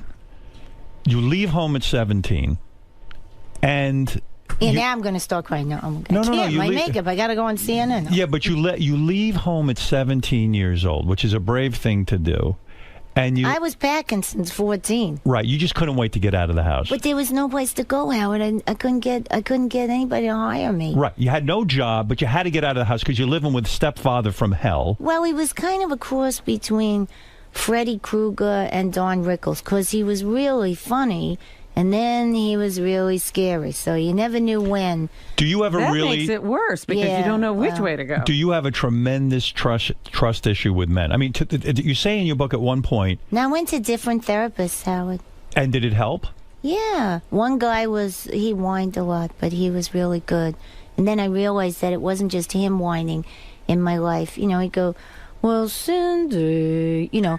And then I had another friend I worked with, Rude Girl, and she'd be, "Cindy." And then there was Myra that I was working with. Yeah, at but the time. Cindy, when you Oh, walk in, see, you got a little melody Cindy, there. when you walk into a therapist's office, you must Yeah. have tremendous difficulty. I would imagine you need to work with a male therapist to get over your male issues. No, I worked with another guy who was working on anger, and he used to have you beat pillows with a wooden samurai sword, and you had to do all this physical stuff, and then in the end, he wound up being a comedy writer for Comedy Central. See, I knew when he was having me do all this stuff, it was a little peculiar and funny, and maybe Your he was life is using this. bizarre. It's very bizarre. And it's bizarre in the sense, too, that I But was thinking it's about okay. this. Listen, it's always a good story if you can live through it. But there was a period of time in your life, you write in your book, that you even tried not to love men. You wanted to be a lesbian. Like you said, I'm going to will myself to be in a relationship. Wasn't it why? It was because all my best friends Were gay. Yeah, and I didn't want to lose them. I I wanted see. to be their friend, and I wanted to be like them. But don't you think it was like, oh, men are disgusting. I didn't think. I wanted to be. Listen, haven't you ever grown up and have best friends, and then they do something and you want to be just like them, Right. but you're not? But trying to be gay, I mean, you're not attracted to women. Well, I mean, you have to force yourself Wow, to. that's a really great hairdo, and that looks really fabulous. And I love the shoes. What a great. How far did you go in trying to be a lesbian? Did you live with a woman? No, I was 15. Oh, I see. You were that young. Yeah, it didn't happen. You tried kissing, and it didn't work for yeah, you. You're into guys. And men have been a huge disappointment in your life. You even got so... I got David Thornton. I'm He's talking a about great before guy. David. David's a great guy, but you talk about in the book how you dated your manager for a long time. This guy, he was loved him. You loved him, And he loved me. and you put him in some of your videos. I remember that. Well, then maybe that was a big mistake for him, because then people wouldn't take him serious. It was just a way that we could be together. He was my boyfriend before he was my manager. But when he broke up with you, I was really depressed. Yeah. Depressed? You tried to kill yourself. You were, I didn't. You were thinking about it. I was thinking about it. Yeah. But then, honestly, Howard, sitting there with a vodka bottle from Russia, and I took a shot because I can't really drink. Yes, but can you like, believe it was so dark in your life? You have so many gifts and talent and Howard, good friends. Wait a minute. It was 1988. Yes. Lenny had broken his leg. He wasn't in the studio. The evil Tommy Mottola took over everything. I'm sorry. Gotta say. I mean, it was like the evil empire up there. But you're critical. You're critical of Tommy. No, it's not. Why, you his gumbade? No. I know Tommy, and I know him well. He's very nice. But I'm going to ask you. Unless you're in a business where it's about who's going to be the most powerful. And at that time, I also was stuck with a guy who was a bit of an alcoholic, who we were helping, and then all of a sudden he turned really weird, and I had to finish a record, and I was sick to my stomach, and my relationship with David was gone, Lenny was gone, everybody that made me famous or worked with me and helped me and was nurtured now me, gone. And now you have knucklehead Smiths up there who are going to try and make me do what Hart did and sound like Hart. So, for somebody who really wanted to own their own path, who changed the way people sounded on the radio, the way people looked, the color of everybody's hair, for them to then turn around and tell me I had to wear jeans and a T-shirt, why, you'd be depressed too. Well, but if Tommy is trying, I'm not he just was picking the on same. Tommy. Well, it was him hiring the people. But yeah, I'm saying, in other words, he's got his money in you. He's got he's backing you. He wants to see you succeed. No, you feel he was against you? I have no idea. All I know is every time I put something out, they'd say, "Well, there's a memo saying that we're not going to promote you." I see. So, it's like, okay, who's that? Why memo would they from? do that? You mean they didn't believe in the record? No, because there was a lot of political stuff going on. At that time, Howard, Tommy and Walter were fighting. Walter Yetnikoff. He was Yetnikoff. trying to get Walter out. So I stuck up for Walter because Walter had helped me at one time. But I had helped Tommy, too. I helped Tommy get the job. I brought them over to my house. See, but I don't understand something. If I'm a record company guy and I own a record company, I want my artists to do well. No, they want their artists to do well. But aren't you their artist? Not when the guy who signed you is gone. No. And they don't care anymore? I mean, they have their list. Don't you know that's how corporation? They get rid of all the people, so they put their people in, and now they want a new face. But they wouldn't let me go. But you know what's funny to me? If I ran a record company, I'd say, I don't care who signed the artist. I got to make money with this record company so my boss doesn't get rid of me. No. And so I look at an artist like you. They didn't care like that. But the Japanese did come to me at one point and say, Cindy, we believe in you. We like your music. Please make a record. We want to promote your music. We like what you do. Because at that point, everybody was telling me they didn't like anything I did. So, here you are, you work, you got an original sound, you did your path.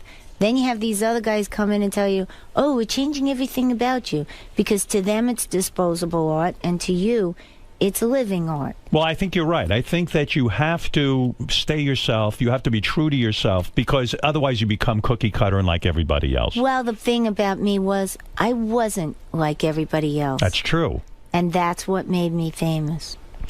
The song that made you most famous, I believe, was Girls Just Want to Have Fun, right? Was that the big one? What did it was, now Girls Just Want to Have Fun would have gone by the wayside had there not been Time After Time right after it. Girls Just Want to Have Fun. You introduced number two, and you introduced that song with your whole wrestling connection, WWF at the time. Because at the time, Howard, radio wasn't playing Girls Just Want to Have Fun. They said we had a note from the best program director in the country that said they would talk to us and tell us, how we could adjust my career, because Girls Just Want to Have Fun would never be played on Top 40 and is not album radio because I sing too high. So you wisely, now I understand this WWF connection. Dave Wolf loved wrestling, and it was his idea, and he said, I have another idea. I'm going to put just you on need to be WWF, exposed, yeah. and you play Girls Just Want to Have Fun on the WWF. Friday night, Saturday morning, and Saturday night. He said you'd get 3 hits in a weekend. He found an alternative way to distribute the music, Yeah. not using the radio. Yeah, and we it did paid off. cross promotion, and we had fun. And so the record starts to sell from the WWF fans. They go, hey, we want to get a copy of this Girls Just Want to Have Fun. And Well, no, there were people, we had little episodes every once in a while, and that wound up on E.T. as a news item. And all of a sudden, what we were doing was bleeding over to all these different mediums. And we were having a riot. So we said, okay, now we know what we're doing. And, Right. And so it was on MTV. It was on news. It was... I didn't realize the wrestling had such an effect on your career, a Yeah. positive, because I was like, why is she doing that? I was already aware of you as an artist. I was like, why is she doing all that wrestling? But that makes sense to me. Well, I stayed. You thought outside the box. Yeah, but I stayed because it was the one place that Dave Wolf and I could still work together as equals, not as just he's your manager. Where is he now? He's managing a girl named Beth Hart and a few others, and he's in L.A. Wasn't that a dumb move, though, for him to not continue to manage you? We couldn't. Because why? You were lovers that broke up? It was too much. Yeah. And You were madly in love with him. He was with me, but the problem was, honestly, in the end, I really feel like I was born in this planet to do something larger than myself. And it's not just about having any hit song on the radio. It's about communicating on the radio a song that actually makes people feel either elated or have a deeper sense of their self, like what I did with the story and the sound of all of those songs. None of them were disposable. I was very picky, and I arranged them in a certain way, and what I wrote specifically until I got to A Night to Remember. Then that got a little wishy-washy because I was trying to please the record company, but there was no pleasing them because it was still me. But True Colors, I mean, not True Colors, Girls Just Want to Have Fun. I want to go back to this. Yeah. Girls Just Want to Have Fun. That was a song originally written by Robert Hazard. By a guy. He wrote Escalator of Life. He had a really interesting sound coming out of Philly. There was Robert Hazard, and there was the A's. Who brought you that song? Rick Chertoff. Because Lenny, Dave Wolf knew Lenny. Who's Lenny? Lenny Pizzi was the man who started Portrait Records, and he signed me. He had worked for Epic. He signed Boston. He worked with Is he your savior? Is he the guy who came into your life and figured it all out? He was the guy, yeah, and he was not like the regular record company guy. Right. He was nice. I mean, you thought he was a phony because I kept thinking, this guy, he can't be that nice. And but he was actually nice. Was. So some men in your life are nice. Well, I have a lot of nice men in my life, and I have a son and a husband. I live in a guy's house. Right. And so going back in your life now, I'm going to go backwards again. All right. All right. You get out of your parents, your stepfather, you get away from him, you leave at 17. You don't know quite what you're going to do, how you're going to make money. And you tried a bunch of different things, including being a stripper. I wasn't a stripper. You were a stripper. No, I wasn't. I worked as a topless dancer. Isn't that the same thing? No, because the strippers they stripped. You went on and you danced and you did I was a performer anyway, so I made up a little story and did a show. I didn't know. You didn't realize guys just want to see your breasts. Yeah, they don't care about a performance. Well, whatever. Right, you're an artist. So you would get on stage as a young stripper. As a topless dancer. As a topless dancer, and you had routines, and you were putting your. Were different. Yes, but you were putting. Where were you topless dancing? Well, they didn't let you go. I never got to the good places. I would take a bus up to Nyack, and there'd be another girl dancing. That's awful. And sometimes this you one were playing time the out of town. And you didn't tell your mother, right? I mean, you just kind of kept that quiet. At one point I did, and she was a little at this point. Right. Yeah. Would they pay you a decent amount of money, probably? Well, you could make $250 a night, and if Wow. you sack some of that away, you could buy a PA system, and that's what I was trying to do. Financing your music career. Yeah. Right, and that's pretty damn good money back in that Because my day. band said, you know, you could always do this. You make a lot of money. And sometimes one of them would come and pick me up from the gig if it was close by. But you said even the men at the topless, but here you are taking off your top and giving them a show, and even the men were rude to you then. They would yell shit out to you, disparaging comments. They tell you smelled. Yeah, that would drive me crazy. 'Cause I mean, then, that's the worst thing you can then say. you go back and you try again with, this and, all these cleansers and, It's true. Oh, my The God. lowest thing you could say to a woman is, "Oh, you smell." I mean, that's such a rude comment. Well, there's when I was growing up, it was a very sexist time. It always is, but recently, I was at a concert, and it was hip hop and electronic, all kinds, and this African American young woman, beautiful songwriter, I guess, and singer, and she came up to me. She thanked me for my work, and she said, especially in this time of rape music. Rape music? Rape music. And I said, what is that? And then all of a sudden I started to think about it. Now think about it. If you're a girl and you're listening to the hip hop and they're talking about your pussy's wet and it's all this assaultive talk. Yes. It's rape music for her.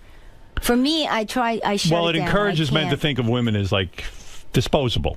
Well, it's the suits, the heads of the company. They won't put out anything else. Right. Ask the young rappers. They'll tell you.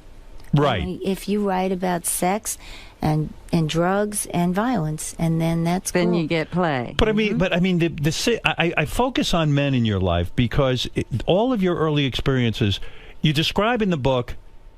You went hitchhiking. That's how you got. Everyone back in the day used to hitchhike.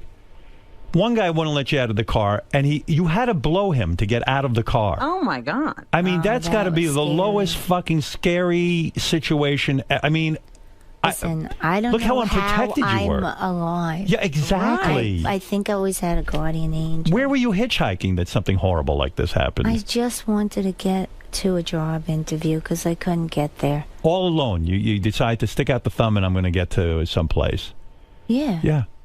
And you get in a car, you're an attractive woman, and boom, bam, boom, the guy's threatening your life, right? Well, what are you going to do? So I survived. And then I went on the interview. I didn't do too well. Did you go to the police about what happened, or you just said, hey? I hitchhiked, so I guess it was my fault. Oh, come on. Do you believe that? At that time, yeah. But do you still believe that it's your fault? I don't think you're supposed to hitchhike. I think but you would still, wouldn't you turn him in today? I've hitchhiked in my life. To happen to you? And you know what? It's always a bit, you know what happened to me? I was hitchhiking in Arizona with a girl I knew. And these local guys picked us up, and they were into guns. They had guns. And they pull over on the side of the road, and they start firing off their guns into the cactus. They shoot up the cactus. And I'm like, oh, my God, what the fuck is going on here? I didn't know from guns. And you're with this girl. And I'm with this girl, and I'm like, and nothing inappropriate or weird happened, but I just remember feeling very unsafe. I mean, the situations we put ourselves in as kids, because we didn't know any better, it was a naivete, it was an innocence. But now you should know, don't hitch. Well, I think people do know. And if somebody does something like that to you, you call the cops. But don't you come out of this all, Cindy, thinking, God, I didn't have a father who protected me. I didn't have a mother who really protected me. She might have been a nice woman. No, okay, she listen, tried. I'm not saying anything bad, but she really wasn't there. Herself. No, she That's was what I'm saying. there. And you didn't have a strong role model. Your mother didn't stand Well, she tried up. to put us in a convent. She stood up to him all the time. She got her butt kicked. She put us in a convent for a while to protect us too. Is your mom still alive? Yeah, she was in all my videos, Howard. What do I know? Well, you should. But your dad died, your biological father who abandoned you at 5, and you said you feel bad sometimes that you didn't sell out as a recording artist because you would have had a lot more money and you could have afforded at that time to pay for your father's hospital care. Right? You say that in the book. Well, for all of them, just to take care of everybody. Why would you want to take care of this man who left you when you were 5? I think that's beautiful. Howard. What? Tell me. Explain it to me. It's your father. Your father who left you when you were 5? He had a divorce. He left the house. But why couldn't he visit you? He did visit He did? us. Was he good to you? Did he pay child support? Yeah, but I'm saying, did he protect you from... He didn't know. That's what I'm talking about. Because it was never a good time to tell him. So he stayed in your life? Yeah, of course he did. Okay. Yeah, he All paid right. child support. Yeah. Well, it wasn't a lot, but you Right. know, He who knows helped back out? then. Yeah. So you felt bad because if I had more money, I could have taken care of my father. Well, yeah, my whole family. I got the sense that you felt unprotected for some reason. When I look at Well, this you know, situation, you with people who really can't take care, you know, protect themselves. It's an odd way, you know. I think I'm grateful that I was born into a situation that gave me great insight, because now when I sing or if I write about you have real something- pain. No, I have real understanding about what real people go through. But I mean, Yeah, it's you one- can't just dismiss people as the 47%. Yeah. That's right. I agree with that. And it just seems the whole thing with men too. I mean, one boyfriend of yours gave you hepatitis. Again, right? Am I right? They always came with gifts. Yeah. Now, why do you laugh at that? I mean, it's one horrible story after another. No, because I was in the hospital, right? And they Right. thought I had a dog disease because I worked in the pound. They thought that because I cleaned up, you know, when you work in the pound, you clean up the vomit and the poop Yeah, it's and not. everything. It's not fun. Yeah, but it is because the dogs are so loving, and so they thought I had a rare dog disease. And then I heard a nurse talk to another nurse, and she said, "Well, what does she have?" And she said, "She's hepatitis." She said, "How did she get it?" And she said, "She had an affair." And I just felt to myself, all of a sudden, it was like an old movie. I had an affair. It was like Betty Davis. It Right, was- right. Like you were the Scarlet Letter. Glamorous. Like no one No, had ever it had an was- affair. it was- well, I was a kid. Yeah. I mean, men are horrible. I read this I book, I didn't Hate think Men. that. What, one guy, I think it was the same guy, would tackle you and sit on your chest. And No, different fella. A different guy. Another winner. Another winner. Friend. He would fart on my head. It was not Oh, so my good. God. And he'd say, "Now can you hear?" Oh, no, that was a boyfriend. Yeah, a boyfriend. Yeah, he just, poor thing. He would say, "Poor thing." You think he's the poor thing? Well, you know why? Because I got out and I was able to become who I was meant to become. Do you ever Facebook these guys? And No. are you Oh, friends with them on Why? Facebook? I don't know. Just curiosity to see what they look like? No. I don't know. I mean, it's just horrible. The whole story is sad. I didn't think it was so sad. Well, it's it's not a like story of Cindy triumph. Havisham.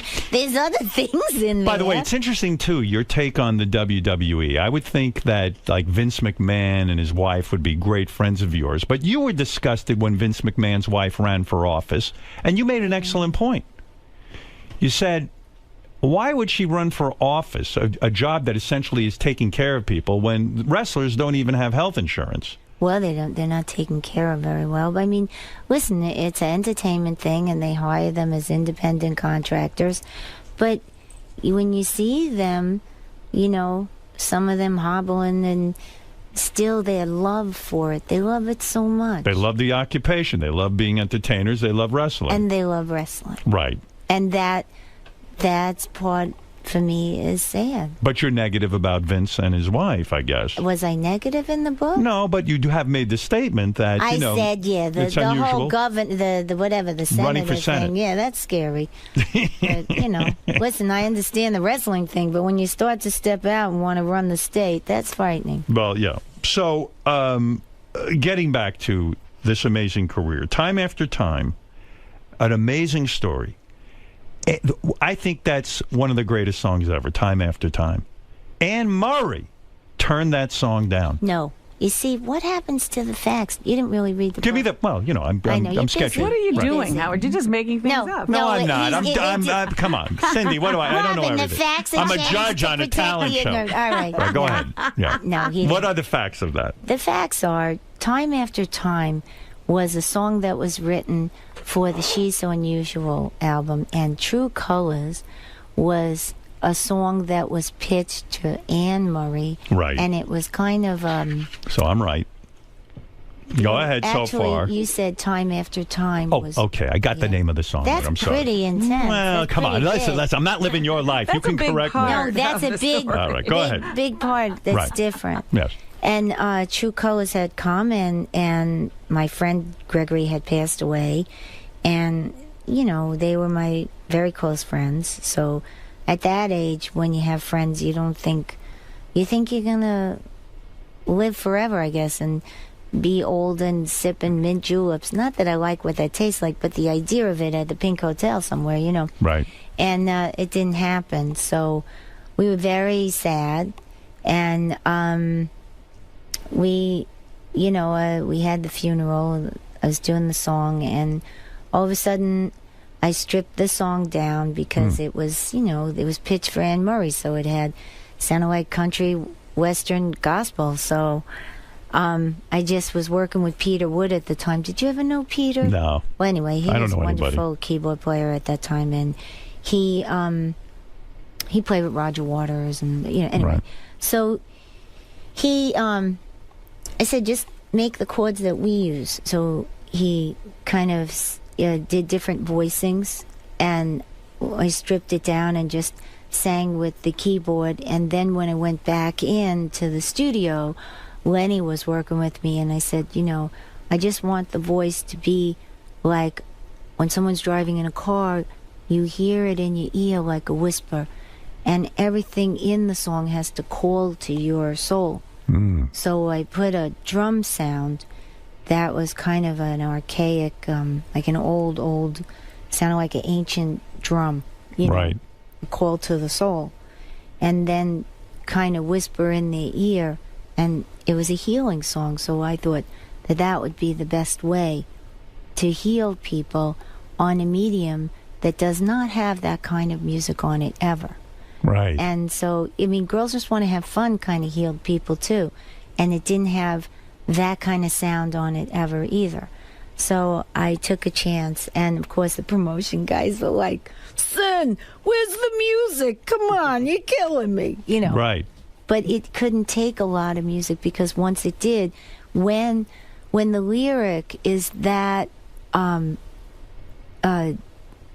honest and deep and sentimental, You strip it can't- down. Yeah, you don't put more sentimentality on top of it or over sing it, because then it becomes sticky and cheesy and schmaltzy. I feel a lot of music today is schmaltzy. I think that's exactly what they're doing. Yeah. That's what they think that's what sells. They kind of undermine the people or underestimate the people. But maybe it's because the singers aren't as good. Maybe they're afraid to strip down. When you strip down and take away some of that instrumentation and on the effects, suddenly it's all about the voice, Well, I thought it would be good. It would be an interesting, like, scientific experiment almost, of seeing if you could talk to people's soul. And you listen to the radio all the time. Why not do a healing thing, something bigger than you? So I tried to make a song. I didn't write it, but I heard in the words something that was bigger. How many records did you sell? Do you know the figure? Do you keep track of that kind of thing? No. It must be an inordinate amount of records. Huge. No. You don't know? You're not curious? I don't know. I remember when they first came out, it was never good enough. I was never, why aren't you more like Madonna? And I'm not. I didn't want Were to you compete. nervous about sales? Did you consider the business side of Oh, my God, things? yeah, because it had everything to do with our home life. Because if I wasn't successful, that meant my fiancé was not successful, so... You felt that pressure. You were carrying everyone on your back, so to speak. A little, yeah. That's a lot of pressure to go through. That's And that's probably a lot of pressure on a relationship. Yeah. Where you feel like, gee, is he here for me? Or if I screw this up, is everyone going to abandon me? Don't you think some of that goes I didn't on? think about the abandonment thing. Right. I just felt about making people unhappy. Is your favorite song that you do the True Colors? Oh. To me, that's my favorite one you do, Really? I like Sally's Pigeons. I like, I feel that is your most raw performance. Oh, it's naked. Yeah. It's naked. I like the blues stuff, too, because it was different. I like everything. I don't like to do the same thing over and over, so I don't think about my favorite. It becomes your favorite as you know, I have a long career. Yeah, but when you do a concert, there's certain songs you have to do or the audience will walk away pissed. Oh, come on. I wouldn't do that to them because you need to celebrate. But whatever the style, like when I had all the old blues guys with me, I did Girls Just Want to Have Fun in a kind of blues funky way because it was fun, really fun. Right. And True Colors, I had Charlie Musselwhite play harmonica. And I would sing to that and play a little dulcimer too. Do you work on your voice still? Do you take any kind of vocal? Did you ever take vocal lessons? You did. I still study. You still with do. Katie. Why do you do that? Because as you get older, you've got to be very careful of that instrument, right? No, you know what? No, not because as you get older. Because as you work more, you know, when you first start, everything's about your voice. So you go to your vocal lessons, or you do your voice, or you make sure you're not doing promotion and touring at the same time.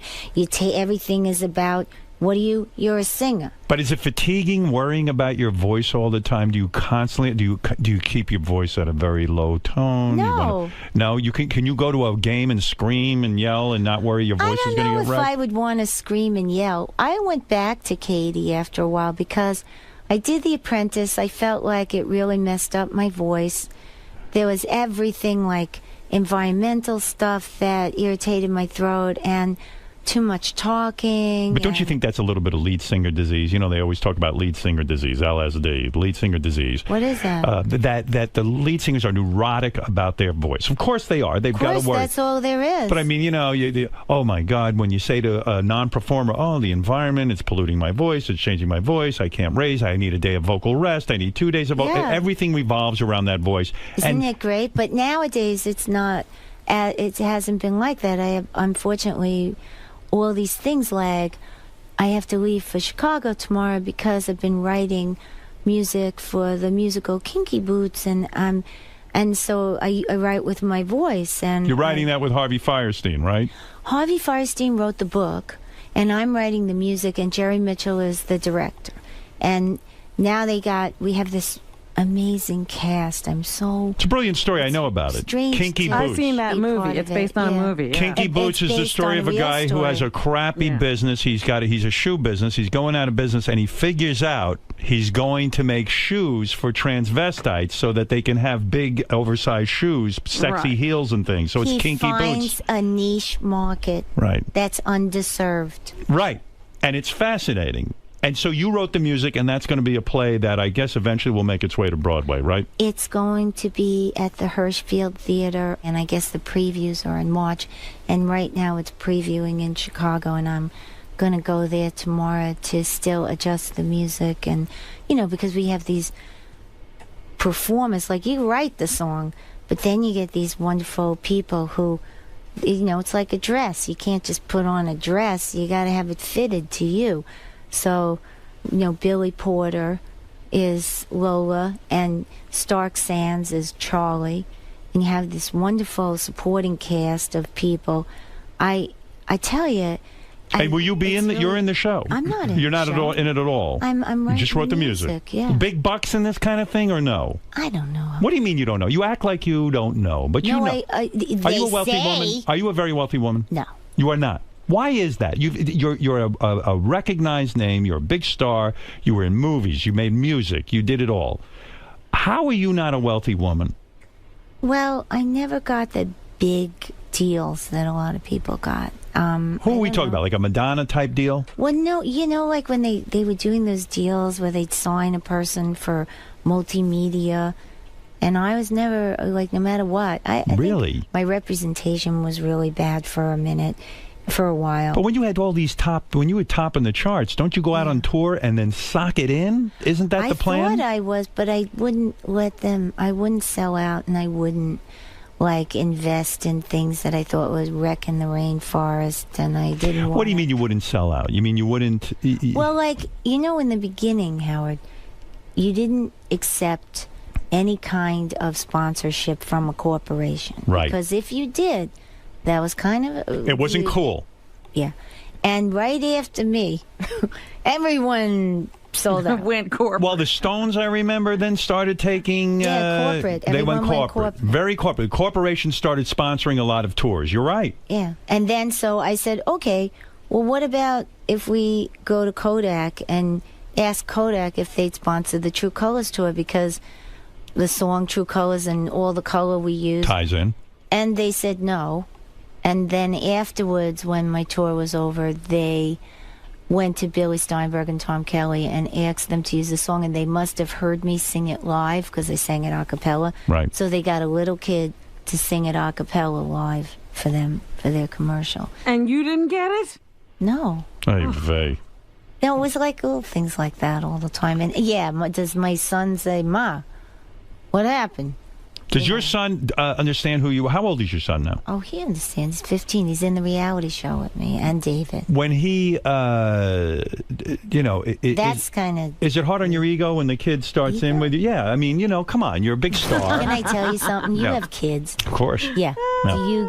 Do you, when you walk in the house with your kids, you leave that You big turn it star off. shit outside. That's right. You try to. You hope it doesn't get involved, No, because it then you're a doesn't. disaster.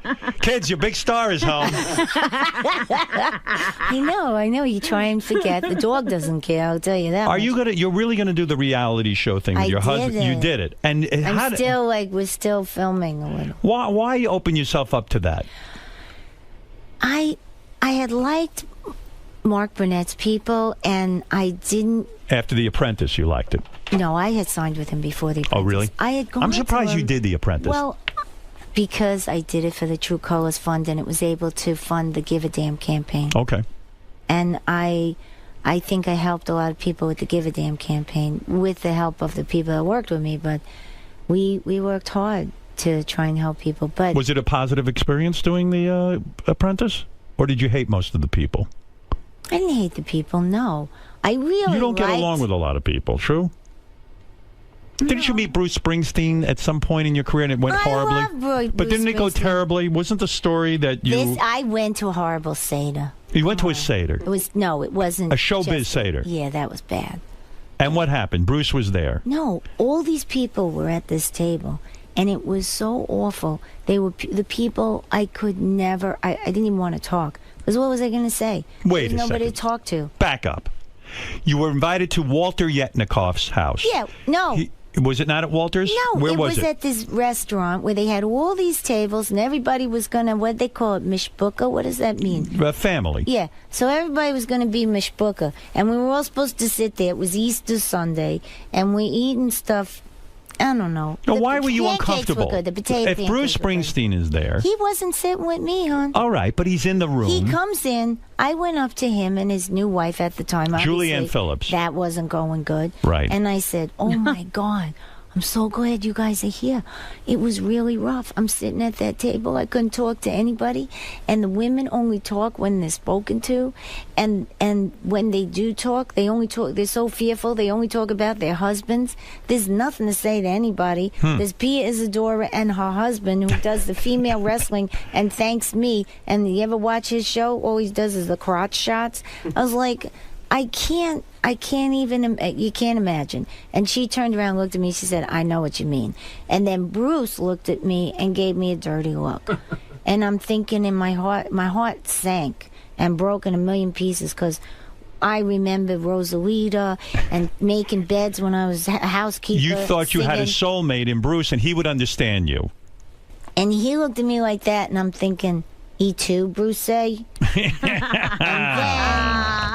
E2 Bruce. He's actually... So in other I had words, met him a time before, and he was really nice. That's why it was so surprising. in other words, you felt Bruce, out of all the people in the room, would understand the awkwardness and the tension in the room for He's you. a rocker. And yet he looked at you like, how He dare left you out you? there. Yeah. He left you out there. He was Yeah. like, this woman, I don't know what the fuck she's talking Yeah, about. then I felt like E2 Bruce. Yeah. And then, I became Maybe Bruce thought you were being disrespectful. You should get into the spirit of the thing, try to have some fun, and not turn everything into drama. There's some really fabulous satyrs, and that wasn't one of them. Was Bruce wearing a yarmulke? No. He was not. He's in a leather jacket. He was dressed as a rocker. But he was acting corporate. I don't know. He was strange. But You will never work with Jessica Simpson again. After you worked with her on the Diva special, you were... So you watch Bravo, huh? Well, come on. Why not? What happened there with Jessica Simpson? No, she's all right. She's got her not own your little type world. of person. She's not my type of talent either. Did you get along with everyone on The Apprentice show? I tried. You didn't, did you? I love Sharon. When are you going to learn to play with others? You love did. Sharon Osbourne. I love her. Well, she's terrific. And they didn't even afford her. They'd be talking about our business like we weren't there and we didn't know about our business. We knew more about our business than those guys dreamt about. Because a lot of times men who run the business don't like to hear... these were women. Other women? I wanted to be friends with this one of them because her hair was so awesome. Yeah. And the more I tried... You don't connect well with some people. And listen, that's life. No, I don't connect so well with people either. High school never stops. When you think outside the box, it ain't just your clothes. Because I tried to fit in. Did kids make fun of you in high school? In high school, a little bit, yeah. Why, you dressed differently? Were you original? No, I just, at one point, I checked out. You checked out? I couldn't take it. I hated it. When you were doing your topless dancing, why did you choose the name Carrot? Carrot Top? Carrot Top. Because my hair was red. I see. And it didn't matter. You just made up any old name. I wish I could have seen you topless dance. I would have been honored. Of course. Don't you have a table at Scores? I don't have a table at Scores, but I'm going to get one very soon. Is it true Annie Leibovitz did a nude photo shoot with you? Where is that? Where can I look that up on the internet? Oh, I got all of them. You have them all? But I don't you never know where released they are now. Is that true? Annie says to you, hey, Cindy. No, I said, because I wanted to make art, and she was such an artist. She is. And I thought, we can make art, like John and Yoko, I wanted to make art. Right. And, that didn't. What happened? You hated the pictures? No, I didn't. Yeah, it was kind of dopey. She wasn't at her best. And then we did the True Colors album. Right. And that was beautiful. But the nude thing was an attempt. That was nude. And so you said to her, Annie, I want these pictures. You give them to me. Those. No, the record company, the people at the record company just gave them to me. They did. Because they owned them. Yeah. That was nice. Hey, that's nice. Yeah, you got those under your control. Yeah, because who the hell, you can't use them for anything. I want to see those. I want to see what happened when you try to make art. I have a feeling it was too pornographic. No, it wasn't. No? Why didn't you like them? You just didn't like the way your body looked? Yeah, they weren't, it was okay. It wasn't great. There was no art. Well, it was trying, but we didn't make... They didn't achieve art. Yeah, they made an attempt. Yeah. Yeah. Bob Dylan, when you met him... I love Bob Dylan. I thought you were... I kind of got the vibe maybe you were disappointed because he said to you, you're not one of those bra burners, are you? Yeah, and I was like, yeah, card carrying.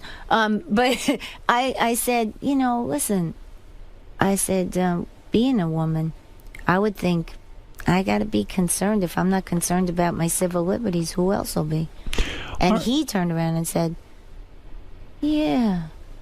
And I'm thinking, I didn't say anything. What a conversation. I didn't. Well, you know why? It was one of, listen, if you think that I got tortured because in your heyday, when you first become famous, everybody's really nice, phony, not phony. Right. And then later on, they like to give you the old, knife in the back. Knife in the back. And then, everybody goes through it. And maybe they were treating Dylan in those days not like he should have been treated. But isn't it amazing when you meet some of because you're in the position you're in and you're a great artist. Meet them. But isn't it amazing? Yeah, right. Yeah. Exactly. That's what I was going to say. Isn't it amazing when you finally meet your heroes? They're just people. And do you ever say to yourself, how could that guy have written those songs? He's not that deep, and he doesn't seem to have simpatico. No, he is deep. The problem was when he was growing up, the civil rights movement did not include women. He did not understand that women also needed to be free. And people today still think, well, what's wrong? They got everything. Yeah, you can't get paid the same. You know, there's a glass ceiling. You have to know your place. But don't you find it amazing that some of the guys who have written some of the greatest love songs and beautiful, insightful lyrics are usually sometimes big assholes, right? Well, sometimes they were born in the wrong generation. Is that it? But how can they be so very forgiving. How could they be? But Cindy, how could they be so evolved? They're not. But how do they come up with those brilliant lyrics if they don't? Because sometimes the best part of people is in their work. Like Picasso. Right. He was a real shit. He was horrible. He was a shit? He was Picasso? a shit. He was awful to women. Was he? How do I know that? I mean, I don't know. Don't you know your history? Cindy, look You at me. gotta Do I know look like your I know history? I read comic books my entire life. But Howard, what you're history do I talking know? to all these people. You gotta know. People aren't interested in He Picasso. never talked to They want to hear Picasso. dick jokes. You know that. Okay. You would have loved Picasso. All right. So buy my book, but there's no jokes like that. All right. So you love... all right. Let's leave it at But that. you should have read the book. Cindy, listen. I just got in today. I'm going to get the book. So now go I'm on. interested. I did write a little inscription. Did you write the book yourself, or did you use a co-writer? Well, when it says Cyndi Lauper and Jancy Dunn, what do you think? How involved was Jancy? What was the process? I didn't want her to. They said, "Well, you'll have a ghostwriter." I said, "The woman's not dead." She's not a ghost. So I don't like to take credit for somebody else's work. That ain't my thing. No, of course not. So did you talk it and he wrote it? We did interviews. Right. And then when I read it, I realized, oh my God, some of the stuff some of the stuff she took from stuff I had been writing, and a lot of it was interviews. And then I realized, the one thing you didn't tell her, which you said you were never going to say. You may as well explain why you're the way you are. So I wrote about my childhood a little bit, just to give... You wrote about it a lot. I did? Yeah. Yeah, the first 2 chapters. Well, That's right. yeah, I wrote that so that people would understand when they said about girls just want to have fun. Was there a moment when they were vetting the book that they took something out that you wanted in that they took out? Well, I think my editor was really sensitive. Amy, she was really sensitive about a lot of things. You mean, in other words, she felt that you had gone too far? No. What? Then what did she feel? No, she was editing stuff, but I said, listen, if you're going to edit stuff, you have to have all this other stuff so that it's not just a tell-all book. You don't want to make a tell-all book. No. You want to have make some insight. Yeah. All right, look, let's get to some interesting things here. Cindy's Sally Pigeons and Springsteen's... I see. Oh, what is this? What? Cindy, Sally Pigeons, and what is this? I have no idea what that is. I don't know. Cyndi Lauper's book, A Memoir, is in stores now. Yes. That's it? A memoir. That's a memoir. Yeah, I didn't want to call it like, a title of a song. I thought that'd be really corny. And See Cindy, well, don't see her, but the musical Kinky Boots will be something that she wrote, the music. Yeah. Previewing... I had partners with that, too, with the music. Harvey Firestein? No, he didn't write the music. He I wrote had the partners book, in the music. Well, that's what I'm saying, but he's also your partner in the play. I mean, yes, he wrote the play. Is. Yeah. He's the one that I did it because of him. Right. And usually when he's involved, the thing's a hit, right? Well, he's a wonderful storyteller. The show is called Kinky Boots. For tickets, you go to kinkybootsthemusical.com. Right. And look for Cindy's reality show, Still So Unusual. Yeah, I made him change it to Still So Unusual because I figured beat him to the punch. You are unusual. You are. You're quirky. A little But quirky. that's what makes you interesting and creative. The reality show, did they come up with shtick for you to do, or do you none of that? I have a busy life, Howard, so I just tell them, come with me. And you don't turn off the cameras when things get intense? If you have an argument with your husband, David, or you have a... David is the easiest. You never argue with him? Oh, I do, but will it's the not arguments about... be on the show? I don't know. There's no arguments. Cindy, we want the real thing. Oh, you do have the real thing. That's right. So. Look for Cindy's reality show, Still So Unusual, on We TV. We, women's entertainment. Everything women. Not really. No? No, that show, the show has a lot of, like, David and Deck just appeared a little bit, and then the network went crazy and said, "Oh my God," Well, we see great things, like weird things, like where you're hitting your kid with a hanger or something like that. Is there anything? Will we see that? Well, I did the Kentucky Derby, and unfortunately, I dropped the F-bomb, which you could see on YouTube. Well, they didn't tell me it was a live mic. Oh my God! And they kept doing. You know how these parades are. Shame on you. Yeah, and my son then, the F-bomb. Oh, my son turned around and said, "Mom, Dad always says, if you don't curse when it's not important, you won't curse when it is important not to." Your husband's a great guy. I know him. I like him very much. He said to say hello. Please say hello to him for me. And I look forward to seeing this reality show. I want to see what you're up to at home. Well, it's not really, but it follows me at work. Will there be nudity? Oh, no, there's not. Back in the clubs. Have you met President Obama? You sound like you're a huge supporter of his. Have you met him? I met him once, when he was signing the Hate Crimes Amendment. I see. So you are personal friends with the president? No, I said to him, I heard you open for Gaga. And he looked at me and he said, "What are you doing here? Why aren't you singing?" And he said, "Oh, he was very sweet." Did he invite you to a Seder? No. No, all right. Listen, my friend Howard Kaplan had a Seder, and it was a dress-up Seder. Right. And it was awesome. I went as the child. I wore a schoolgirl uniform, and I brought my ukulele, and I sang Kumbaya / Let My People Go. And my friend Chris Tanner, who's a performance artist, he went as the Pharaoh and sang The Jews Belong to Me. There was a lot of Moseses there. Wow, it sounds very... every Seder's not like that. And that's they were reading from the Bible. We ate potato latkes and we read from the Bible. And there was other food, but it wasn't as good as the potatoes. I see. No. By the way, I didn't even bring up that you accused Bruce Springsteen of stealing the loop of one of your songs. True or false? That's... What? Okay, I didn't accuse me. This is what happened.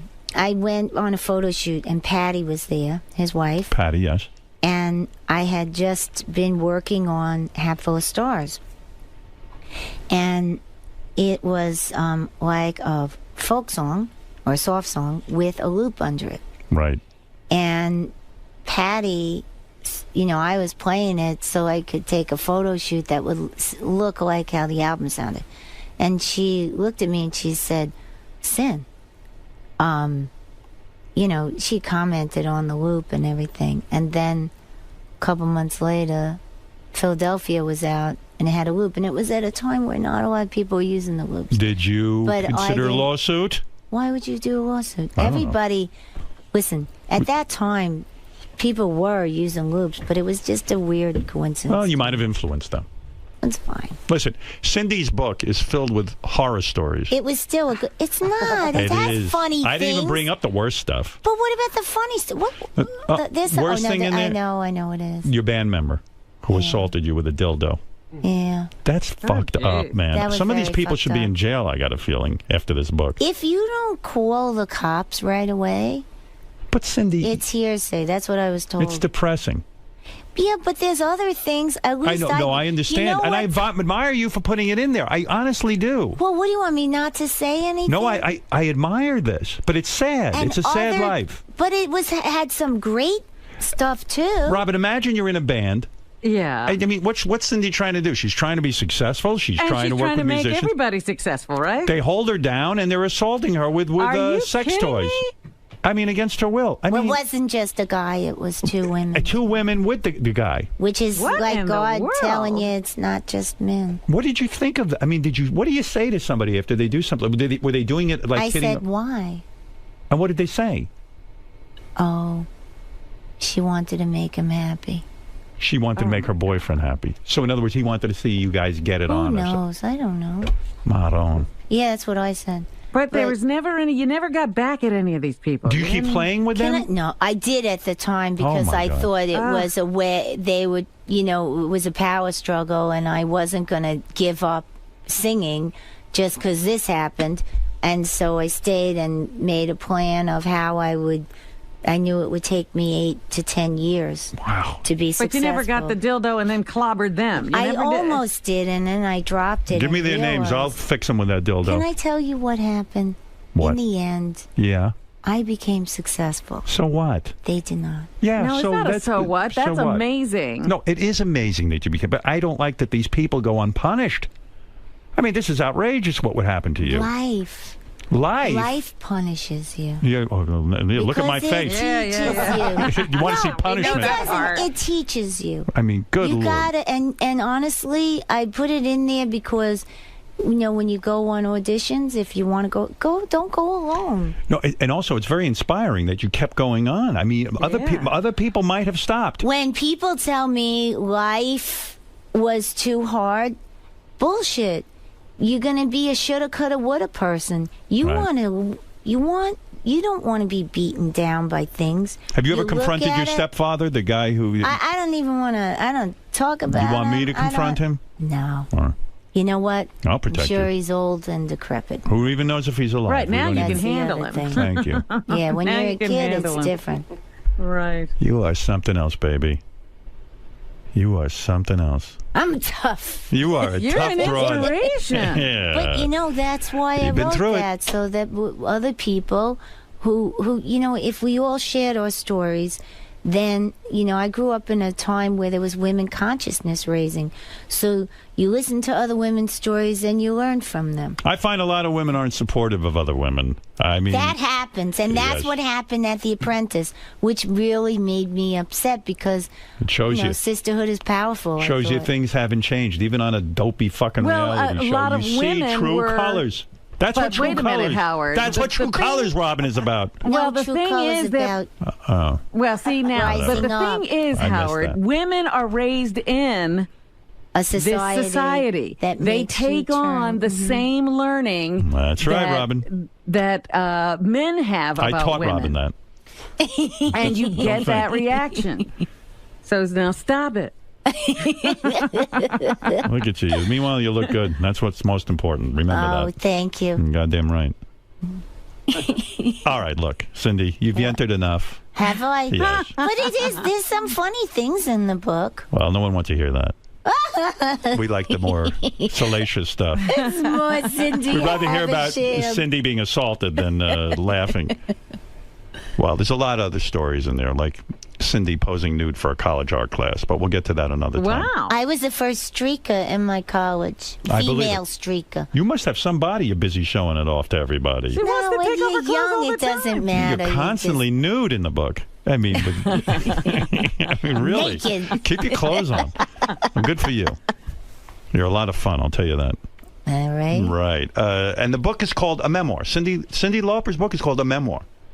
Well, It's it is. It's essentially a memoir. What do you mean, essentially? It is a memoir, you silly. Are there pictures in the book? Yeah, tons Any of them. nudes? No. Oh, too bad. Well, one that's very, The Annie Leibovitz pictures should have been in there. Would have sold 1 billion copies. He's sitting on Easy Street right now, honey. All right, look. Well, did you look at the book? I refuse to look at the book. Why would I ever read a book? But it has I nice might learn pictures. something. Of course, I'm Alan. going to read the book. No, it has nice pictures. It does good. All right. Well, listen, I'm sure if you're involved, there's good pictures. Cindy, I love you. I love you too, Howard. I'm sorry some of your life has been so hard.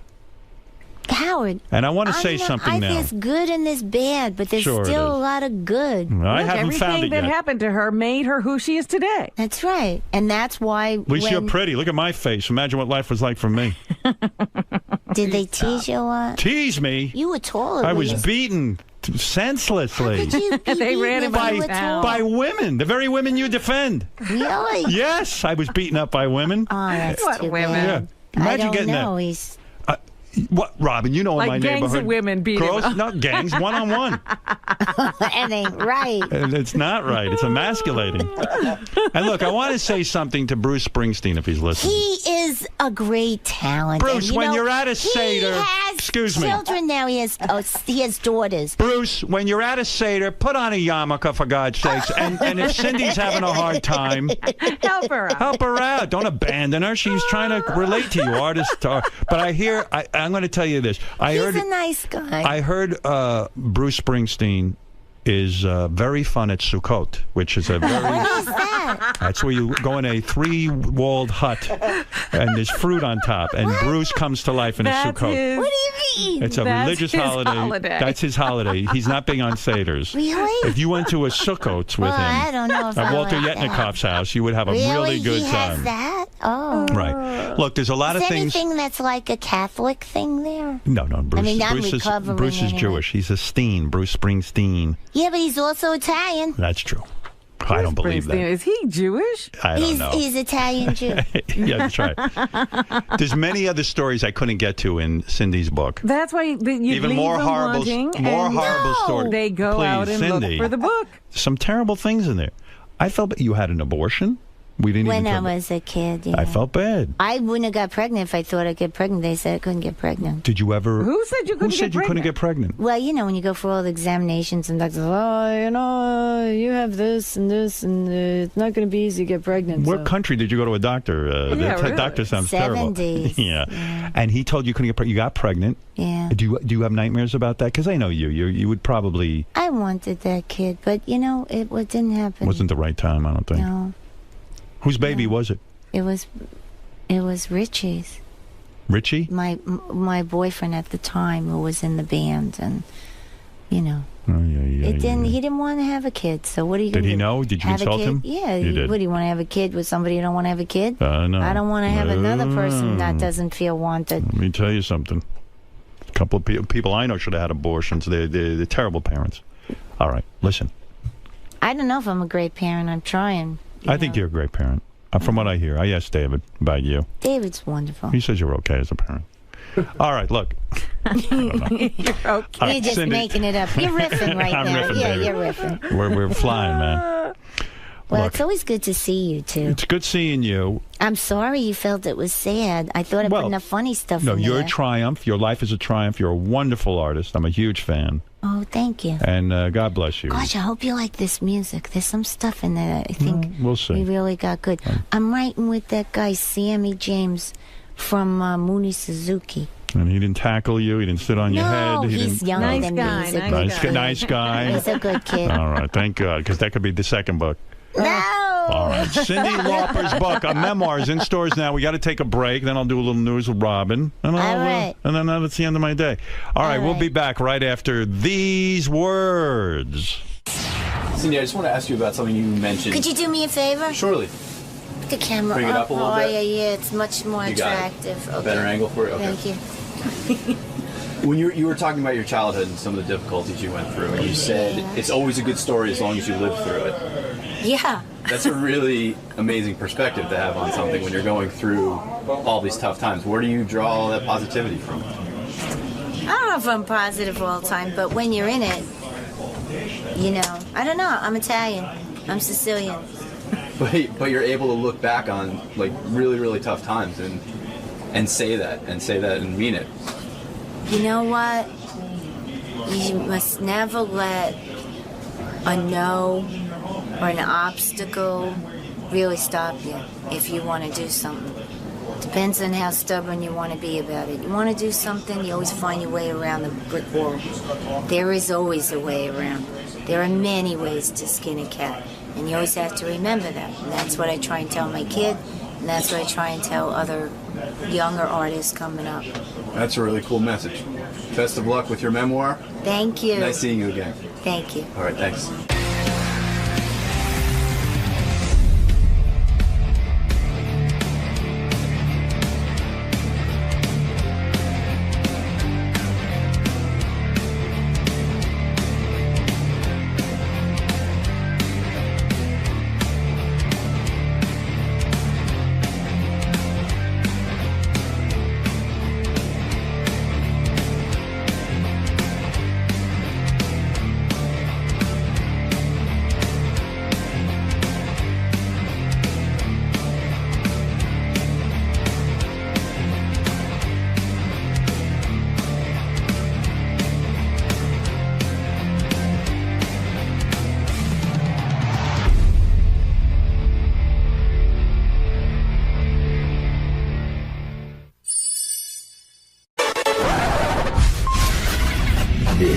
is a Howard TV original production. On this episode, Medicated Pete decides to get a toupee. Will the procedure go as planned? And most of all, what will Howard think? So what's with Medicated Pete's toupee? It's interesting looking. What's your problem? Testing, 1, 2. Baba boo. Yeah. Hey-oh, yeah.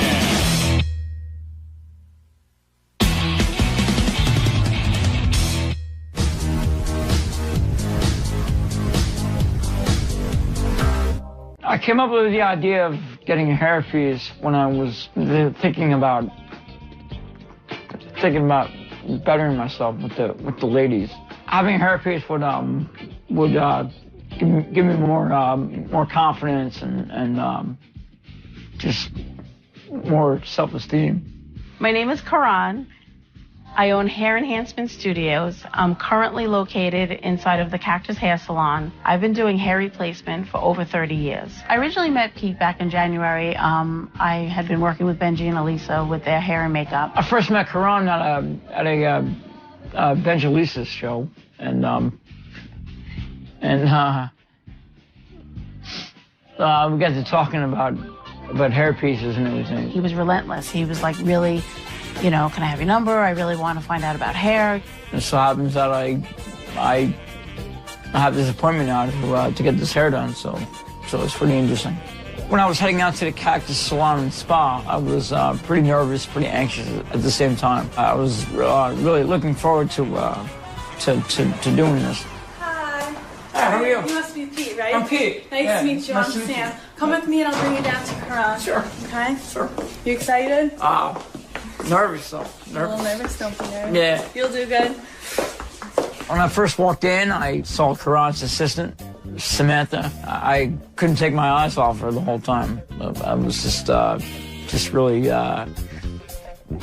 really taken aback by her. Sam brings Pete down to our private area of the salon where we do the hair replacement, and her job is to fill out a medical history form with all the clients. Do you have any allergies? I'm just going to go down the line. If you have them, let me know. Lanolin, bacitracin ointment. No.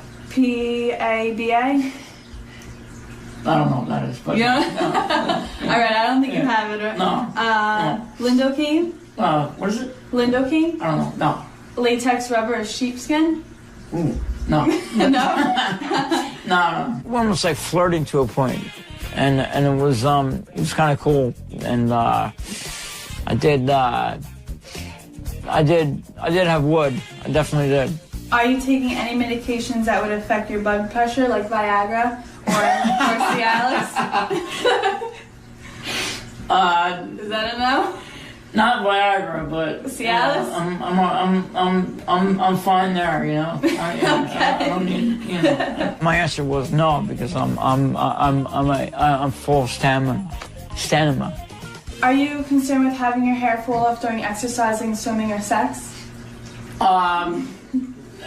Definitely during sex. Yeah. Oh, okay. Yeah. All right. Yeah, that's a big concern of mine, you know. You don't want that hair falling off? But you know, we'll see. When Samantha was done, she took me into the room with Karan, and at that point we had the actual consultation then. Hey, what's up, Karan? How you doing? Good, how's everything? Good to see you. Come on in, have a seat. Sure. This is Oh, thank you. Awesome. Thanks a lot, Sam. Oh, man. All right, cool. All right, Pete. So I'm glad we're finally doing this. Yeah. Right? During the consultation, I had to ask Pete what he's looking for in terms of the look of his new hair. Do you like the length that you have over here right now? A little longer. You want longer than that? Or, how long do you want? A little more spikier. Spikier. Yeah, you want to have like a, yeah, absolutely. You want like a spiky look. Like, to me, the hair, just look in the mirror for a sec. The hair that you have here is a good length. That's a good, like, about a good inch and a quarter, okay? So if you had that all the way into the front area here, it would be like you had spiky hair. Here you have nice density, so we don't even have to really do anything with this. We would just be blending this area to go in with back here. When Pete came in for his consultation, I tried other hair replacements on him so that he could see what he would look like with the hair and also how it felt on his head. All the pieces, when they come in, they're very long. See how long this is? Yeah. They all come in like this. Reason being it's so that I can cut it in to design it to the person, custom design it to your own existing hair. The hair pieces that I did try on were mainly for fun, but she didn't want to show me, like, what I would look like with a full head of hair. Again, this is not made for you, okay? So if you could do me a favor, just hold. Fantastic. These pieces are used like, you know, movies, and, you know, you see somebody who's bald, and obviously you see them in the movie theater and they have, like, you know, great head of hair. Do you see how natural that looks? It does look natural. I'm just like where that's gonna fall off too, you know? It'll never fall off. We'll go over attachments, okay? Definitely. Well, are you into like rough sex and stuff like that? Because, you know. Kind of, yeah. Yeah. So, then you gotta worry. Okay? I'm a menace in bed, you know? Yeah. So, yeah. The fact that Pete could joke with me during the process of the consultation and the measuring made me feel really good that he was comfortable with me and what he was about to embark on. Yeah, there you go. That's like the typical rocker guy, right? Grunge, right? Yeah, right, exactly. You look more like Dave Mustaine from Megadeth. I just have to fix a little bit. I might have to blow you. Is that okay? Let me whip it off. Let me whip it down. I'm just kidding. Come on, feel enough. Sam, what do you think? I love it. You look like you're like from Wayne's World. Hot? Oh, definitely hot. Hot? Definitely hot. Would you do me with this? Oh, I don't know about that. I don't know how my boyfriend would like that. All right. She broke my heart in 8,000 pieces by saying that she had a boyfriend, and that was a little very disheartening. Towards the end of the consultation, I had instructed Pete exactly what would be happening when he came back for his installation appointment. As far as the pieces that I've, you know, we've gone over and I've talked about to you and everything, there are different ways to attach them. So that's what we're going to discuss next, okay? For you, what I would recommend is I have a medical adhesive. It's built into like a tape formation, and you would come to me for service like once a month or so. As your hair grows, you need a haircut, that type of thing. And it gets attached onto the piece, and then I attach it onto you. And you could swim, scuba dive, and shower every day. You can go to the gym. Everything you normally do in your life, you can do with that. Right now, I'm feeling a little nervousness and just want to have it go well. Have everything go well. So how about I measure? You're all set? You think we're good to go and everything? You have any other questions? Yeah, I think I'm okay. In order to make a proper hair replacement for a client, what I have to do is make a mold. Just look straight ahead in the mirror, okay? And I'm just going to do this to you, okay? Not going to suffocate you or anything, okay? And then what I need you to do, okay, is to hold these two, to hold those two pieces right there, nice and tight. Okay, you got that? Then what I do is I take a Sharpie and I mark out the area where I actually want the hair to be. Everyone's used to looking at you with this look to begin with, so you don't want to go too far from what you look like now. So you want a receded hairline. So you do? You do, yes. It looks more natural that way. Okay. I've never had saran wrap tied around my head before, so it's pretty. I was like, whoa, what's this?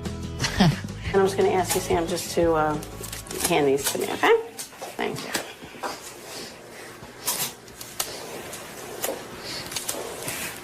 Wow, what a look. Right? What a look. At the end, I take the mold off and I cut it into the shape that the Sharpie had outlined for me.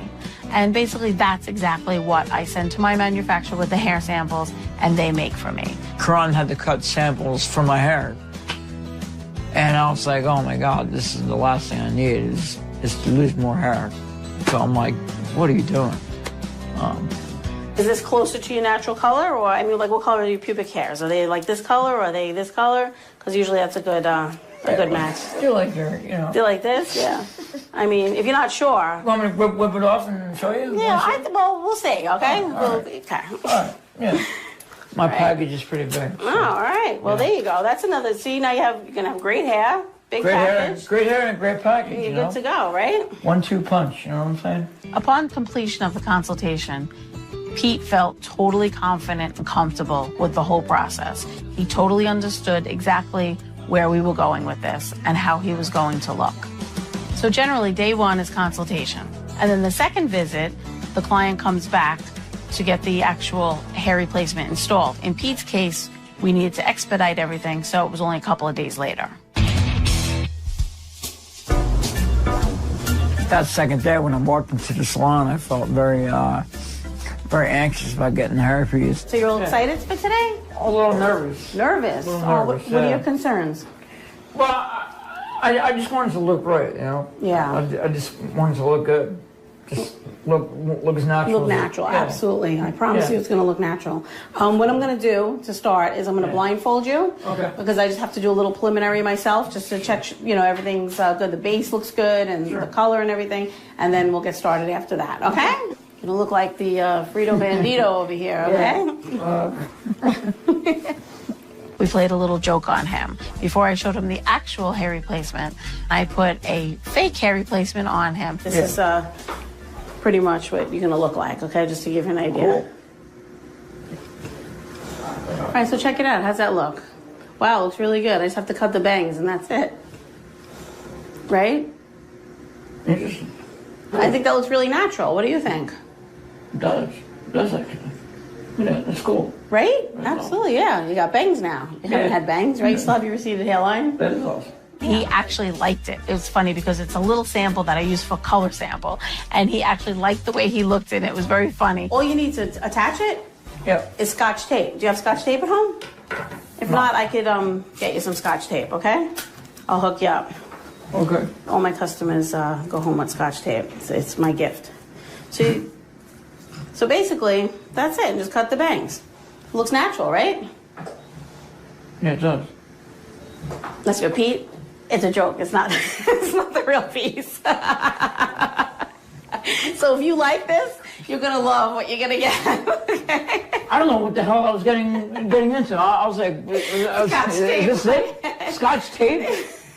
So once we were done with our little prank, I showed Pete his real hair. Obviously, the hair's too long. I have to cut that down. Gotta cut it. Yeah, we'll go through that whole process. So I'm gonna attach it like here, cut it in, and spike it. That is funny.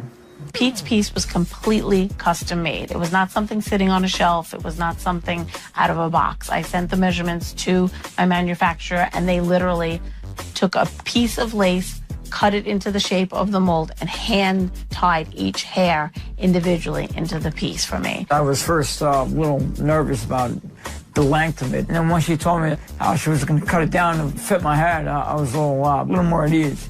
Yeah, so I'm just going to wash it quick now, okay? And then I'm going to put my medical adhesive on, attach it, and then we'll get started with cutting, okay? Cool. It's very important to wash the hair all in one direction so it doesn't tangle and knot up. Then what I do is I take the medical adhesive, apply it to the back of the hair replacement, and then place it onto the client. So I'm putting this medical adhesive on it so that it stays on all the time. You don't have to worry about it falling off in the shower or during intimate moments or anything like that. Hopefully okay? Anybody moments. calling in and tugging on it, it'll stay on, okay? Yeah. When it is ready to come off, it'll get loose. You'll feel it kind of getting loose a little bit because your hair is growing underneath it. So you'll need to come back to me to do that. And I have special remover, so to speak, to take it off of you. And then I wash you, I cut you, I blow you, and then I put it back on. You should blow me. Nice. Blow dry, I should say. Exactly. Put you back together, and then you're on your way. And that can be anywhere from 4 to 6 weeks. Okay, Pete, so I'm just going to ask that you look straight ahead, keep your hands under the cape without touching yourself, and just, okay, like that, that's great. Okay, just as of right now, just look straight in the mirror, okay? I'm just gonna come. Okay, and now just look at my finger, okay? And then follow me with your nose, okay? Very good. Just put your head up a little bit. Perfect, and just stay right there. Thank you very much. Okay, this is very, very important. Okay. Again, I just want to reiterate the base. Okay, it's a medical adhesive on the base. All right, so it's designed to stay for a month. Okay, and then I'm just going to place it where your natural hairline would be. Okay, and then You're actually putting it on. Yep. Okay. Karan, throughout the whole process, made me feel at ease, letting me know that it was going to go as smooth as possible. Now just look straight ahead in the mirror, please. Okay, and I do my little test, which I call my Mickey Mouse ears. I just go like that to make sure that it's even, which it is. Okay? And look, even if you were to leave your hair long, which we're not, okay? Like this. Like this. Look how natural. I mean, it just looks like it's growing out of your head. Right? Isn't that amazing? Once I cut it in and spike it, it's going to look even better. When the hair replacement comes in, the client is always apprehensive as to what it's going to look like. Because it's a lot of hair, it always looks darker, it always looks curlier, straighter. It always looks the opposite of what they think they want and what they're going to get. I noticed it's a little darker back here. Well, this is the thing. The hair that I made you is not going with your hair back here. It's blending with the hair up here. With the hair in the front. This is now your front hair, which you did not have. Okay. This is your crown, okay? Okay. And heading into the back of your head. It needs to blend with this hair and your temples and your sides. Okay. That's what it needs to blend with. My concerns were how it was going to look, how it was going to look on my head, what color it was going to be, if I was going to be able to spike it up or not. So there were concerns there. The hair will come down here, okay? That's crazy. So you can slick it back, you could spike it up. Anything you would do with your own natural hair, you would do with this hair, okay? That's crazy. Great, so now we'll start cutting, okay? Yep. When I cut in a hair replacement, basically what I do is I start in the front and I cut the hairline. The hairline is the most important part of a hair replacement. It's done with a razor, it's done with thinning shears. It's a technique that I've perfected over the 30 years of my being in business. Then what I do is I take it in sections and cut around the perimeter of the piece to blend with Pete's hair. All along taking into consideration the type of look he wants. He wants the spiky look.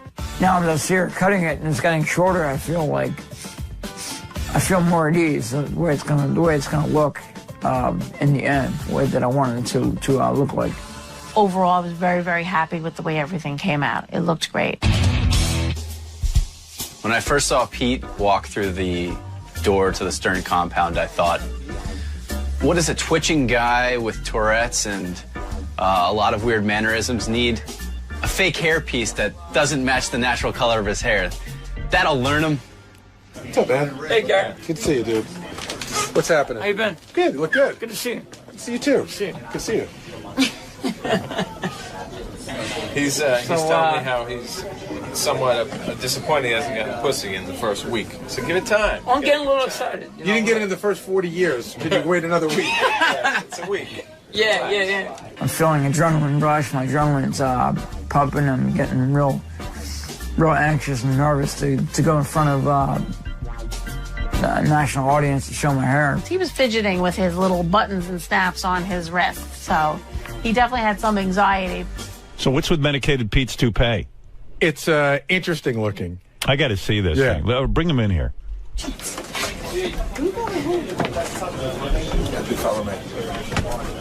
Oh, wow. You know what? Oh, no. He walked in and he sat on the couch, and for the first time he was able to look me in the eye. He had like a cocky attitude or something. Dude, you totally are looking at me like in the eye, like you're all confident now with the hair. Yeah, well, that's what I wanted. You know, he is kind of attractive with hair. Yeah, look at him. You're falling for him. What, did you read 50 Shades of Grey and get yourself worked up? So I'm sitting in the green room, and all of a sudden, next thing I know, they come and get me. Gary comes and gets me and brings me in, which I totally did not expect. Hey, Karan, how you doing? Good morning. Of course, I'm really excited and really happy, but at the same time, really apprehensive. Like, okay, now he's going to say how bad he really thinks, the hair looks. Why does the color not match his? Like, he has a different color on top of his head than he does on the side. Was that by design? Yeah. Did you want two-tone hair? His hair that he had there, his very soft vellus hair, baby hair, was that color. I see. And his hair, as it goes back, the new hair graduates into his own hair, so it actually gets darker as it goes back. When you look at him, though, you don't want to see a dark I thought hairline. it was that we didn't pay enough. I was just too caught up in the moment, too anxious to even hear what he had to say about it. But generally he did like it. It did get a good response from him. You look good, man. Hey, how you doing? You look good. Thanks. You know, I got that. Sit. just trying to. Thank you very much. Thanks Thank for you. coming. That was awesome. Trying to do something different. Does it look really messed up? I mean, No, the front looks good, but right in the middle, you got a big bald spot. right Well, here. that's because of the middle. headphones. The headphones. Up here. No, keep going back. Up here. Yeah. Oh yeah, I feel that. Yeah. Oh, Let me see. But no. up here.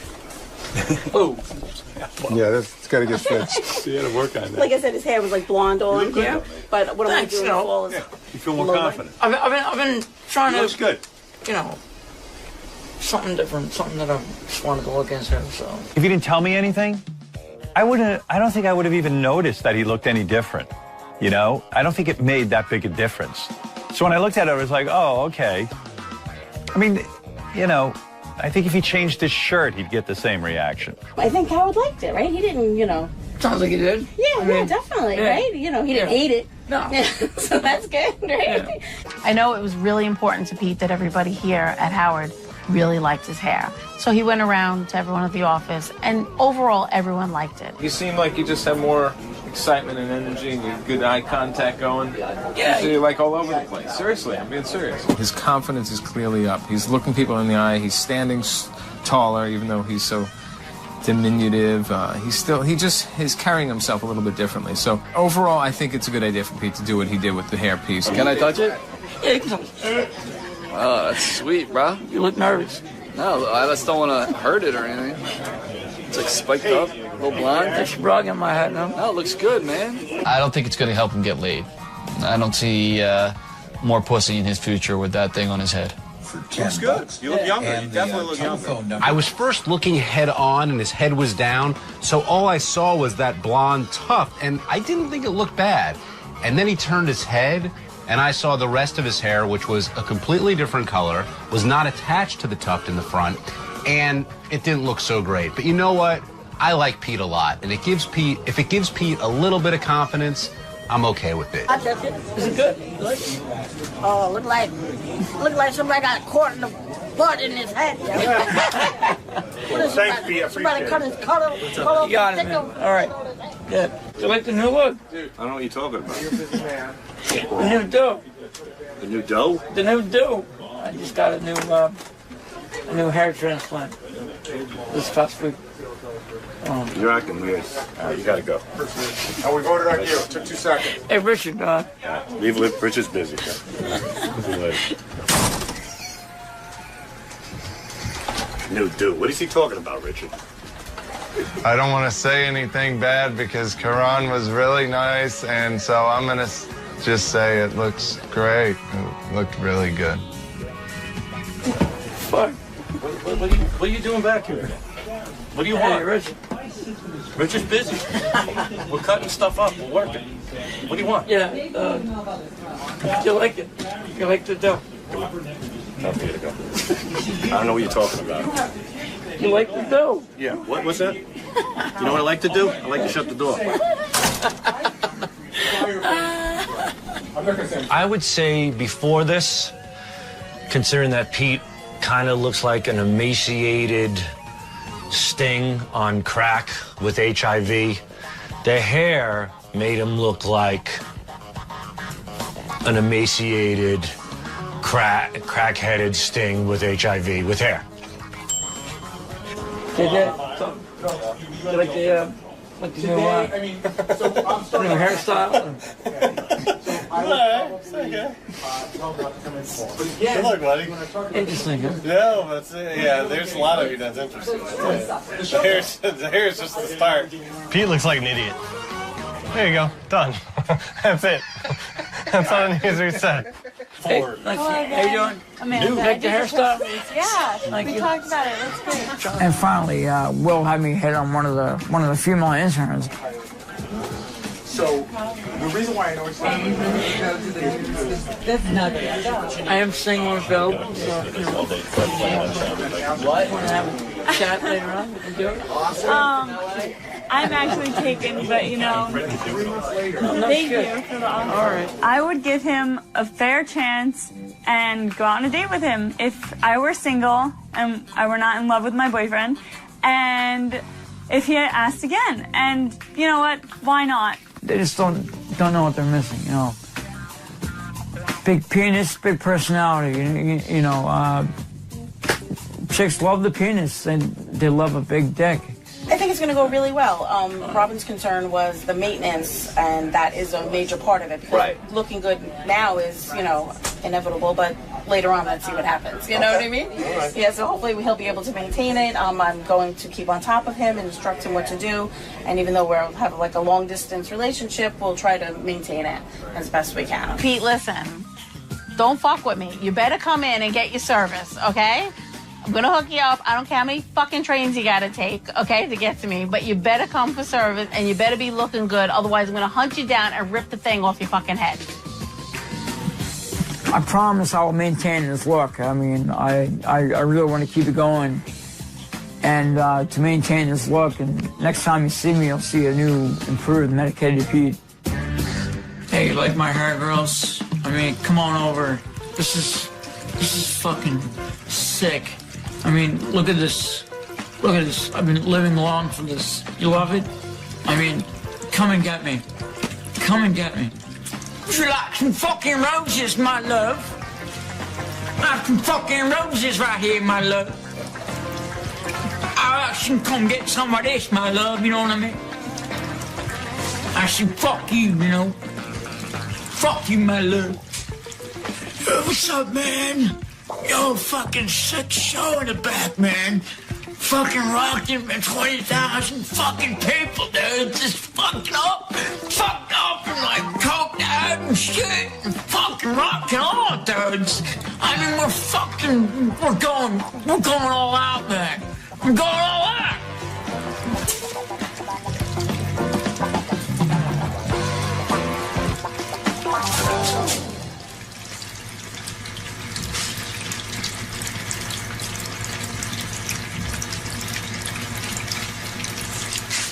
Come and get some of these.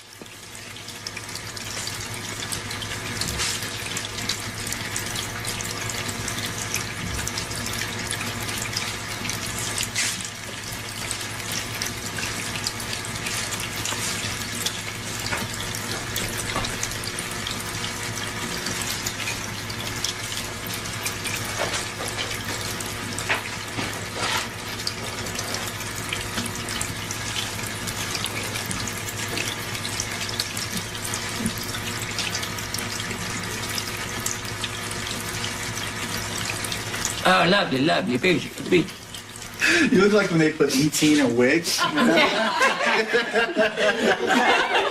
that's good, man.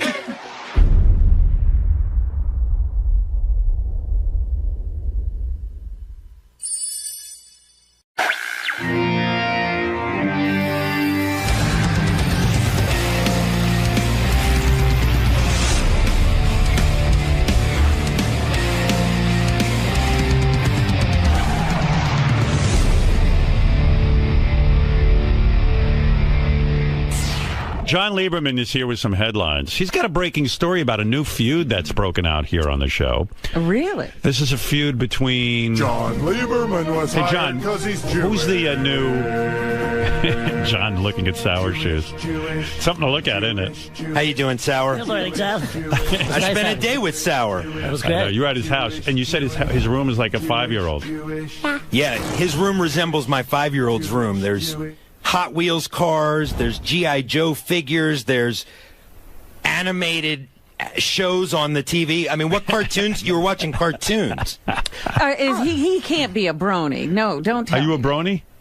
That was actually the cartoon I'm helping create, Ming the Minibus. I'm What? part of a cartoon called Ming the Minibus. Oh, yeah? I don't care. Yeah, All so right. he was- Anyway, he so was John, watching what is that. his story? So we have a few breaking. Give it to it. We have a few breaking stories, Howard. Yeah. The first is this new feud that you just referred to. The relationship between Jason Kaplan and J.D. Harmeyer has deteriorated. Yeah, I think I have some tape on this. Mm-hmm. Let me see if I can find it real quick. Okay, here's J.D. and Jason fighting. J.D. now is in a feud with Jason. Think about that. I guess some guys just, want to just pump up their Twitter. Hold on, is this Jason's passive-aggressive way to try and make sure he's seen as the best employee ever around here? You heard what he had to say. I'm not going to disagree with him. I am the best employee around. By the way, what's wrong with a guy trying to prove he's the best employee around here?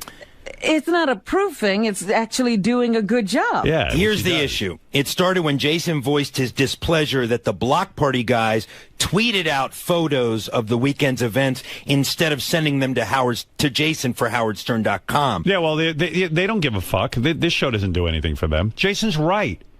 Jason's the only motherfucker around here who cares. Ronnie, send it to howardstern.com if you got a picture. We're the fuckers who are putting you on the map. You too, Shuli. I didn't. What? I didn't send any out, Howard. Who did it? Ronnie? No, we. And what's wrong with Jason pointing that out? I commend you. Well, he is the fucking best employee around here. No. It's not just that. What? What's wrong with him being a good employee? No, it's not that. He's making it seem like I don't give a fuck about the show when You don't? I do. Yes, I do. Why did you? Howard, can I help out a little bit? Go ahead. Jason's big complaint is that the Block Party goes away and they tweet and they send out all these pictures, but specifically... Well, I guess Twitter employs them, and they're trying to build up Twitter. But specifically with JD, he's like, hey, you get to go out on the Block Party because of the show, yet you come back and you won't tell us who you fuck. Well, I get that, but I'm just saying with the pictures, I don't get that. The pictures, and this has been a long time. Like I've tried setting up Dropbox accounts with these guys. I've talked to them. Hold on. Why are you going to interrupt me? I'm sitting there talking. No. No. Okay, fine. No. No, go ahead, talk. No. In all fairness, it's funnier when JD talks. JD, wait, sorry, what? What'd you say? JD is very articulate when he's fighting with Jason.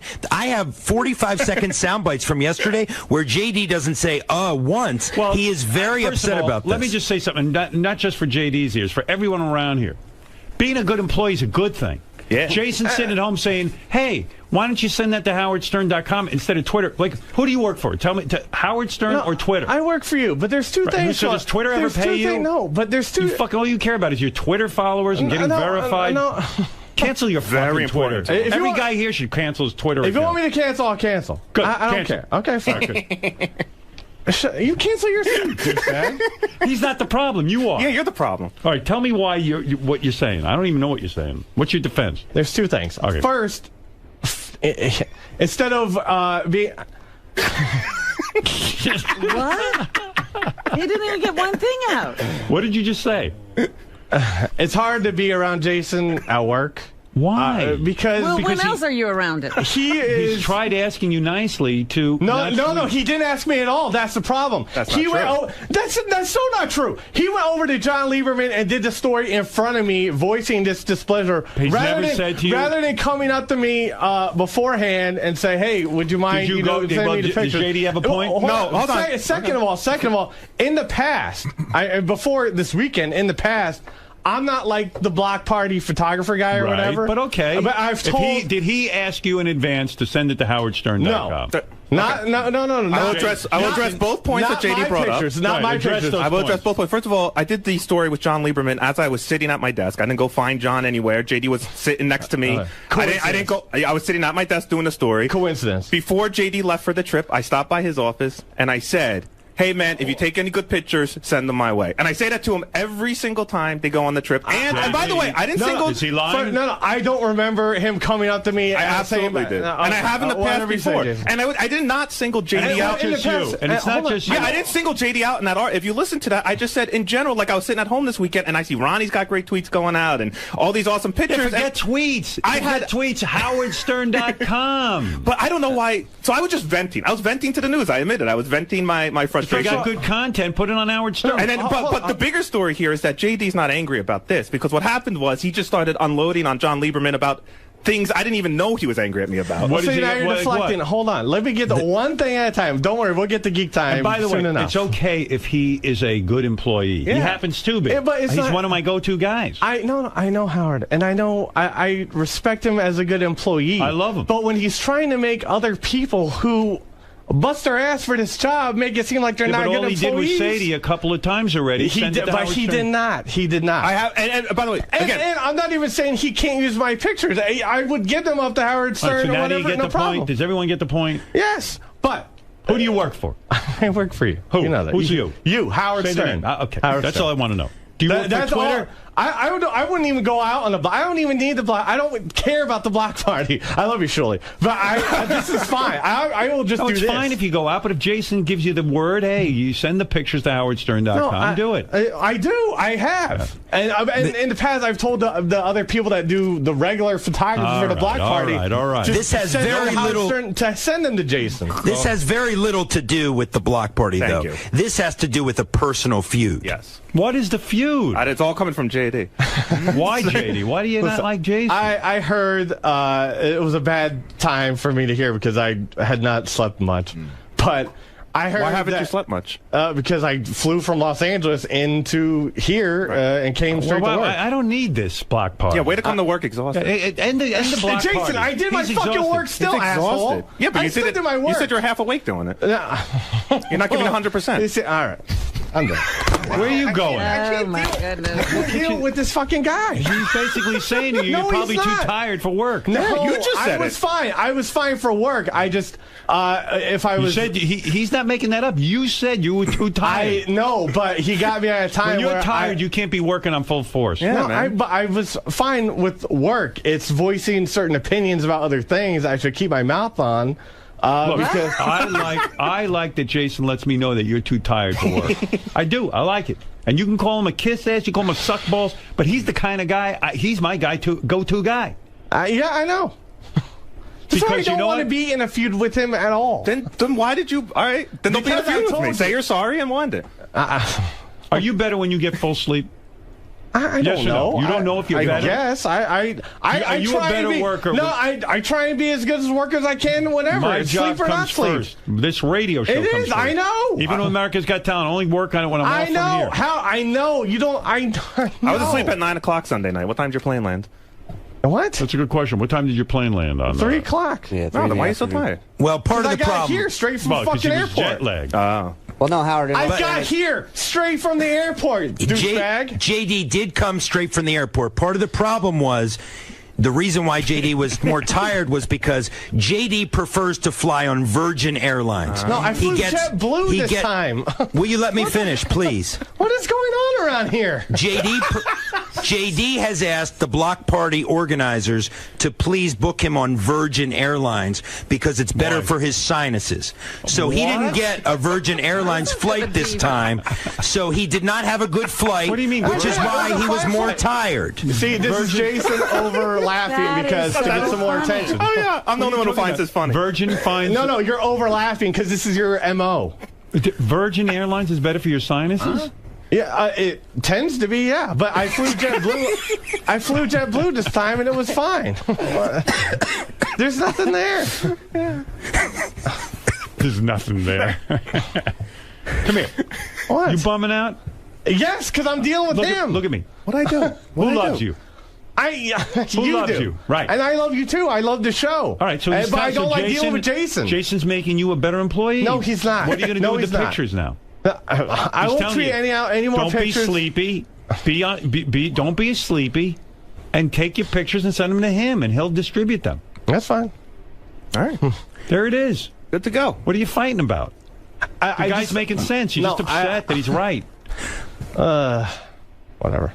I don't like him. Never mind. You laugh at everything. He's laughing too. Both you two idiots laugh. I'm not laughing. I'm having a good time. You're mad at him because he's having a good time laughing? You laugh at everything. I'm not laughing. Listen to me. Yeah. Apologize. Thank you. You were wrong this time. I apologize to howardstern.com for providing the content first there. And considering I run howardstern.com, I accept your apology on behalf of The entire staff, which is me. All right. But JD, you think that Jason is much too condescending. You're not the only person who said that, but you've said that. Yeah, I do. That could be a little condescending. That's true. Little. But yesterday, I don't know. I was doing a news story with John, and you blow up, and then I go home. I'm listening to the news stories. He's not even yelling at me about the block. By the time I get home, it's past me being a kiss ass. Now he's screaming about Geek Time and how I book guests on Geek Time. I'm like, he clearly has a lot of issues with me that came out with this blow up. But does seem you do. Jason away from work is a lot different from here at work. So I don't think that's true. Well, no. Sorry, it is.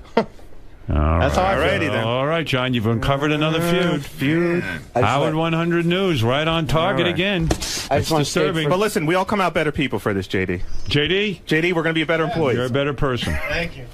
Jason, carry on. Nothing wrong with what you said that I can see. Thank you, sir. All right, get back to work. There he goes. Jason, Employee of the Month. Good work, John. Jesus, you uncover everything around here. Jason. Yes. How much of what just transpired in that studio is genuine disappointment for JD's picture taking and failure to communicate with you? And how much of that is just trying to get a rise out of one of your coworkers? So we're dealing with two different things. The story I did on the news yesterday that angered JD so much was not about getting a rise out of JD. It was about me venting my frustration at the block party, all of whom I've asked for pictures before. I've sent up Dropbox accounts for. Shuli's usually the best at it, but it's always like a day late. And then this weekend, I was watching, he tweeted great pictures this weekend. There was a lot of cool stuff coming out. And then you hear Howard open up the show with it for 2 hours yesterday. I had no pictures. It just, so I vented to the news. So that's part one. But everything in the studio right now is just to get under JD's skin, because he's clearly furiously angry at me for, you'll have to go find out for your own reasons what that is. And, at this point, it's just funny. I mean, we're on the radio, sitting there goofing on him. I mean, what are we supposed to do? Yeah, I was totally trying to get a rise out of him today. Why wouldn't I? And you even got Howard on your side. You even got Howard to pile on a little bit. I didn't get Howard to do anything. Howard knows I'm right. Listen, I told my news story. The reason JD reacted so harshly to it is because he knew I was right, and Howard backed it up on the air. I just sat there and agreed with everything Howard said. You seem genuinely dejected. Is that because of Howard siding with Jason? Or just the way the whole segment played out? Probably just everything overall. I really don't want to be involved with Jason, period, and I really wish I hadn't said anything, because you can't win. You just can't win.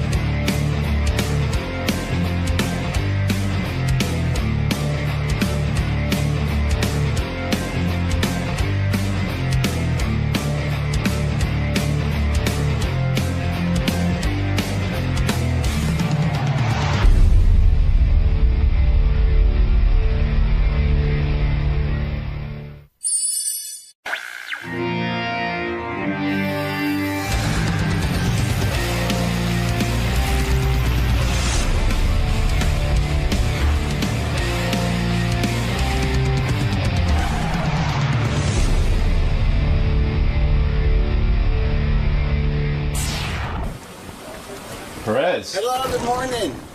Looking good, man. Oh, thank you. I'm happy to be here. When you feel good and you're happy, you look good. It emanates from you. Oh, thank you. All right this way, sir. Howard Stern. Hi, nice to see JD was wrong, Jason was right. So what brings you back today, man? What are you promoting? Well, I always love coming to chat with Howard for no reason, but I'm in New York, and I'm here for at least a little bit longer. I'm doing a musical, which is really exciting. And not just gay people are into musicals, women and some straight dudes too. Yes, there are some straight dudes that like musical theater. Maybe Howard does. Do you know if he does? I know he likes to do parodies of musicals and other show tunes. So well, there you go. This is kind of like what my show does. It's called Musical. And it's kind of like Saturday Night Live with songs. So it's super fun. An interesting take on pop culture, celebrities, politicians. I play myself. I play fictional characters. I play real life people. It's been a blast. A satirical blast. A satirical blast in your face. Boom. All right, man. We'll see you in the studio. All right. He's lost 90 pounds, he says. Good for him. There's been a lot of rumors that it was like plastic surgery. One minute. I don't think it was. He says no. I don't think it was. I don't think you can. No, I agree, but it was in just that kind of shape from plastic surgery. Hey, Perez, how you doing? Have you lost more weight since we last saw you? Well, I was talking to Gary, actually. I showed him some photos, and I don't weigh myself, Howard. I just look in the mirror, and I'm like, how am I looking? But I have abs now. You were fat. When I first met you... I was very, very... That's an understatement. I was obese. When I first met you, you were obese. You had started the website Perez Hilton. I became interested in it. I remember a lot of people didn't even know about it at that point. And you've grown into a big business. But you were a kind of a miserable, unhappy guy. I didn't know at the time that I was unhappy. Right. And not that I would say I was depressed or awful or anything like that, but now that I'm healthier, I'm definitely happier. Actually, I'm one of those cheesy dudes now. Like, I'm going to say something that... Go ahead, say it. Oh, I was in yoga the other day. Right. Talking to my yoga instructor, and I said to her... Actually, I tweeted about this yesterday, too, a little Perezism. I said, you know, I believe in this concept of yin and yang, in that I can be really deep, but I can also be very superficial. And the fact that I have abs now makes me a lot happier. Well, that is superficial, but yet we're talking about your health here. Yeah. And, you know, you talk about being an unhappy guy, but in a way, when you were unhappy, you would spend, like, your entire life in that room with the computer doing... At a coffee shop for the first couple of years, actually. And doing Perez Hilton and not worrying about anything else except Perez Hilton. Yeah. But now you have a life. Yeah. Now you're doing a Broadway show. Now you're doing, you know, like you said... My family I'm taking care of. You're going to the gym. You're working out. You have friends now. How the hell are you burning the candle at both ends? How are you keeping that whole Perez Hilton thing going? Because you're sort of the reason for the success of it. Yeah. Well, now it's just... Do you have a staff? Making choices. Oh, I definitely have a staff. I have 5 websites now. I have my own radio stuff I do. I started my own TV production company. I'm trying to get my Howard Stern on. Yeah, but you can't be doing a Broadway show and working out. Well, the great thing about that is that it's at night. I'm working out twice a day. Right. I don't sleep that much.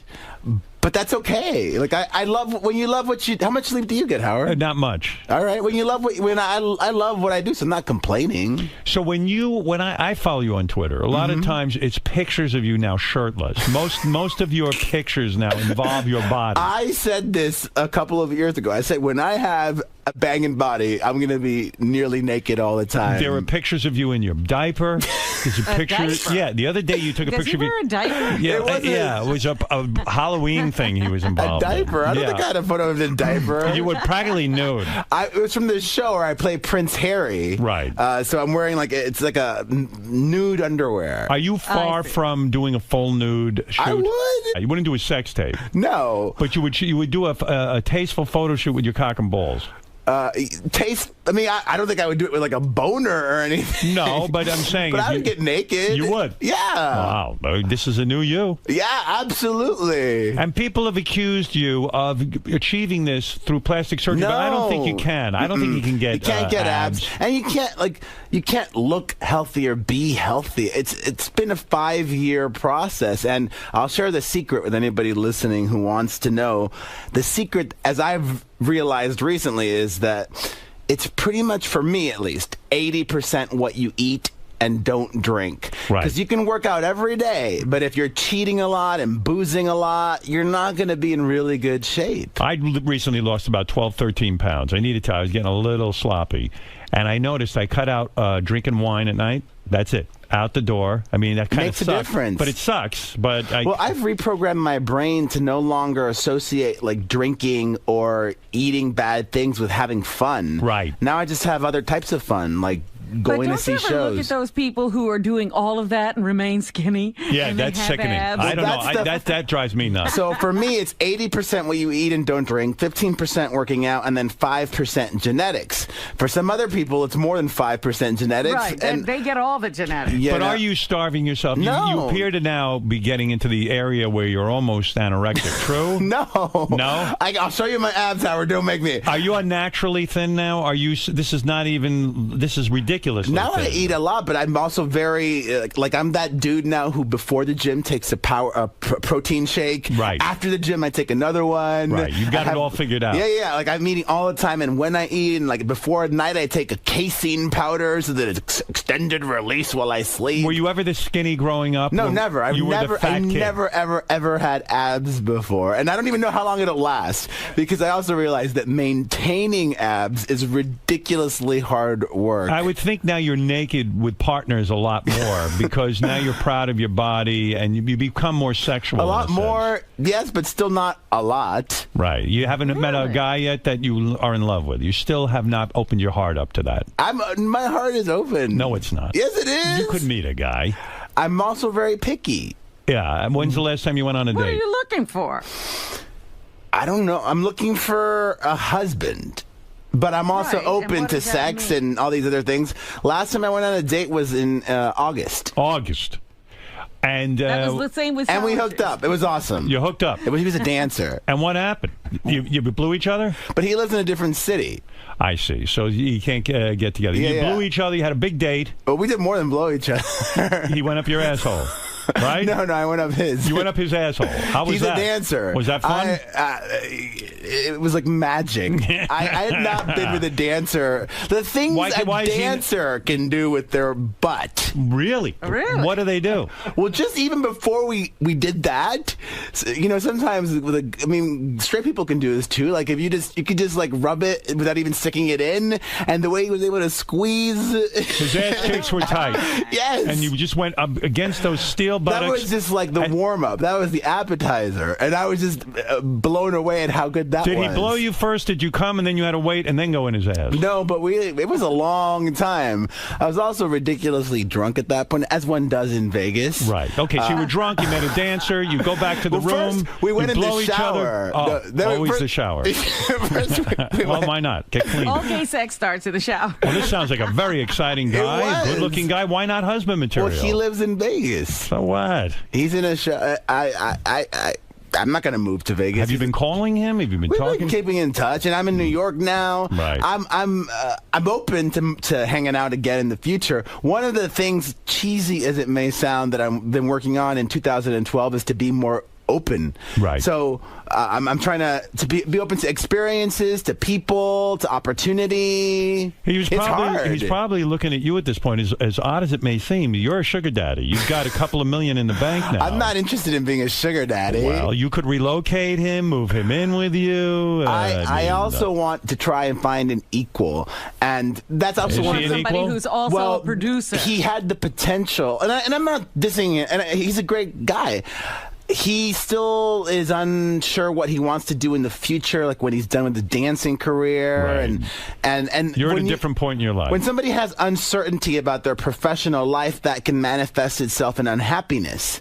And I'm very certain with my professional life, and I'm really happy in that respect. And I want somebody who I think is an equal. Take me into You're a little too. You got too many rules. He has a lot of rules. Take me into that room in I Vegas. A think lot it's of people love simple. romance. You get in the room, the dancer and you begin blowing each other simultaneously or one at a time? Well, I actually was a little bit shy at first because he's so hot. Right. Am I really going to get it on with this super hot dancer dude? Well, you have fame now, and that's what happens. he's the one who suggested going in the shower. I'm like, fuck yeah, let's do it. Hey, let's see what happens. I'm down. And then it was a lot easier. He soaped up your balls? Once he initiated things. Did he soap your balls? All over, not just the balls. So he washes out your asshole, your balls, everything, right? And that feels good. Yeah, it felt really good. And you don't blow a load when the guy's washing your asshole. Actually, he said, bend over, I want to eat your ass. And I was a little uncomfortable with that just because you're with like a first time person. You don't know putting what smells. Well, I don't like being in the not that makes you inferior or anything, but you have to surrender some control to do that. And you're more masculine that way. You like to be the man. I like being in control. Yeah. I'm a control freak in every aspect. So he says, I want to eat your asshole. Enjoyable. He announced this to you in the shower. Yes. And did he didn't use the words, I want to eat your asshole. He's just like, bend over. He said, bend over, and then he starts kissing your ass. Yeah. Literally. And that's in the shower. This must be some big shower. It was a huge shower. Right. I stayed at a really nice hotel. And his tongue went into your ass? Yes. And what did that feel like? Was that the first time that happened to you? It felt mostly good. Well, it happened before, but I don't usually do that with somebody. And when a tongue is in your ass, while it feels good, you're saying to yourself, gee, I wonder if there's duty back there. I wonder if it smells. Am I correct? Well, we're in the shower, so there's less of a concern for that. Right. Good. All right. This is a positive experience for you. Before that, it hadn't been a while. Is he jerking you off? Wait a second. I had a pretty slutty summer, which I'm very proud of. Perez, when this guy's tongue is in your asshole, is he massaging your penis at the same time? He is. Oh, each other. Each other. Yeah. I can't even figure out this position. You're massaging his penis while his tongue is in your asshole? Depending on the position.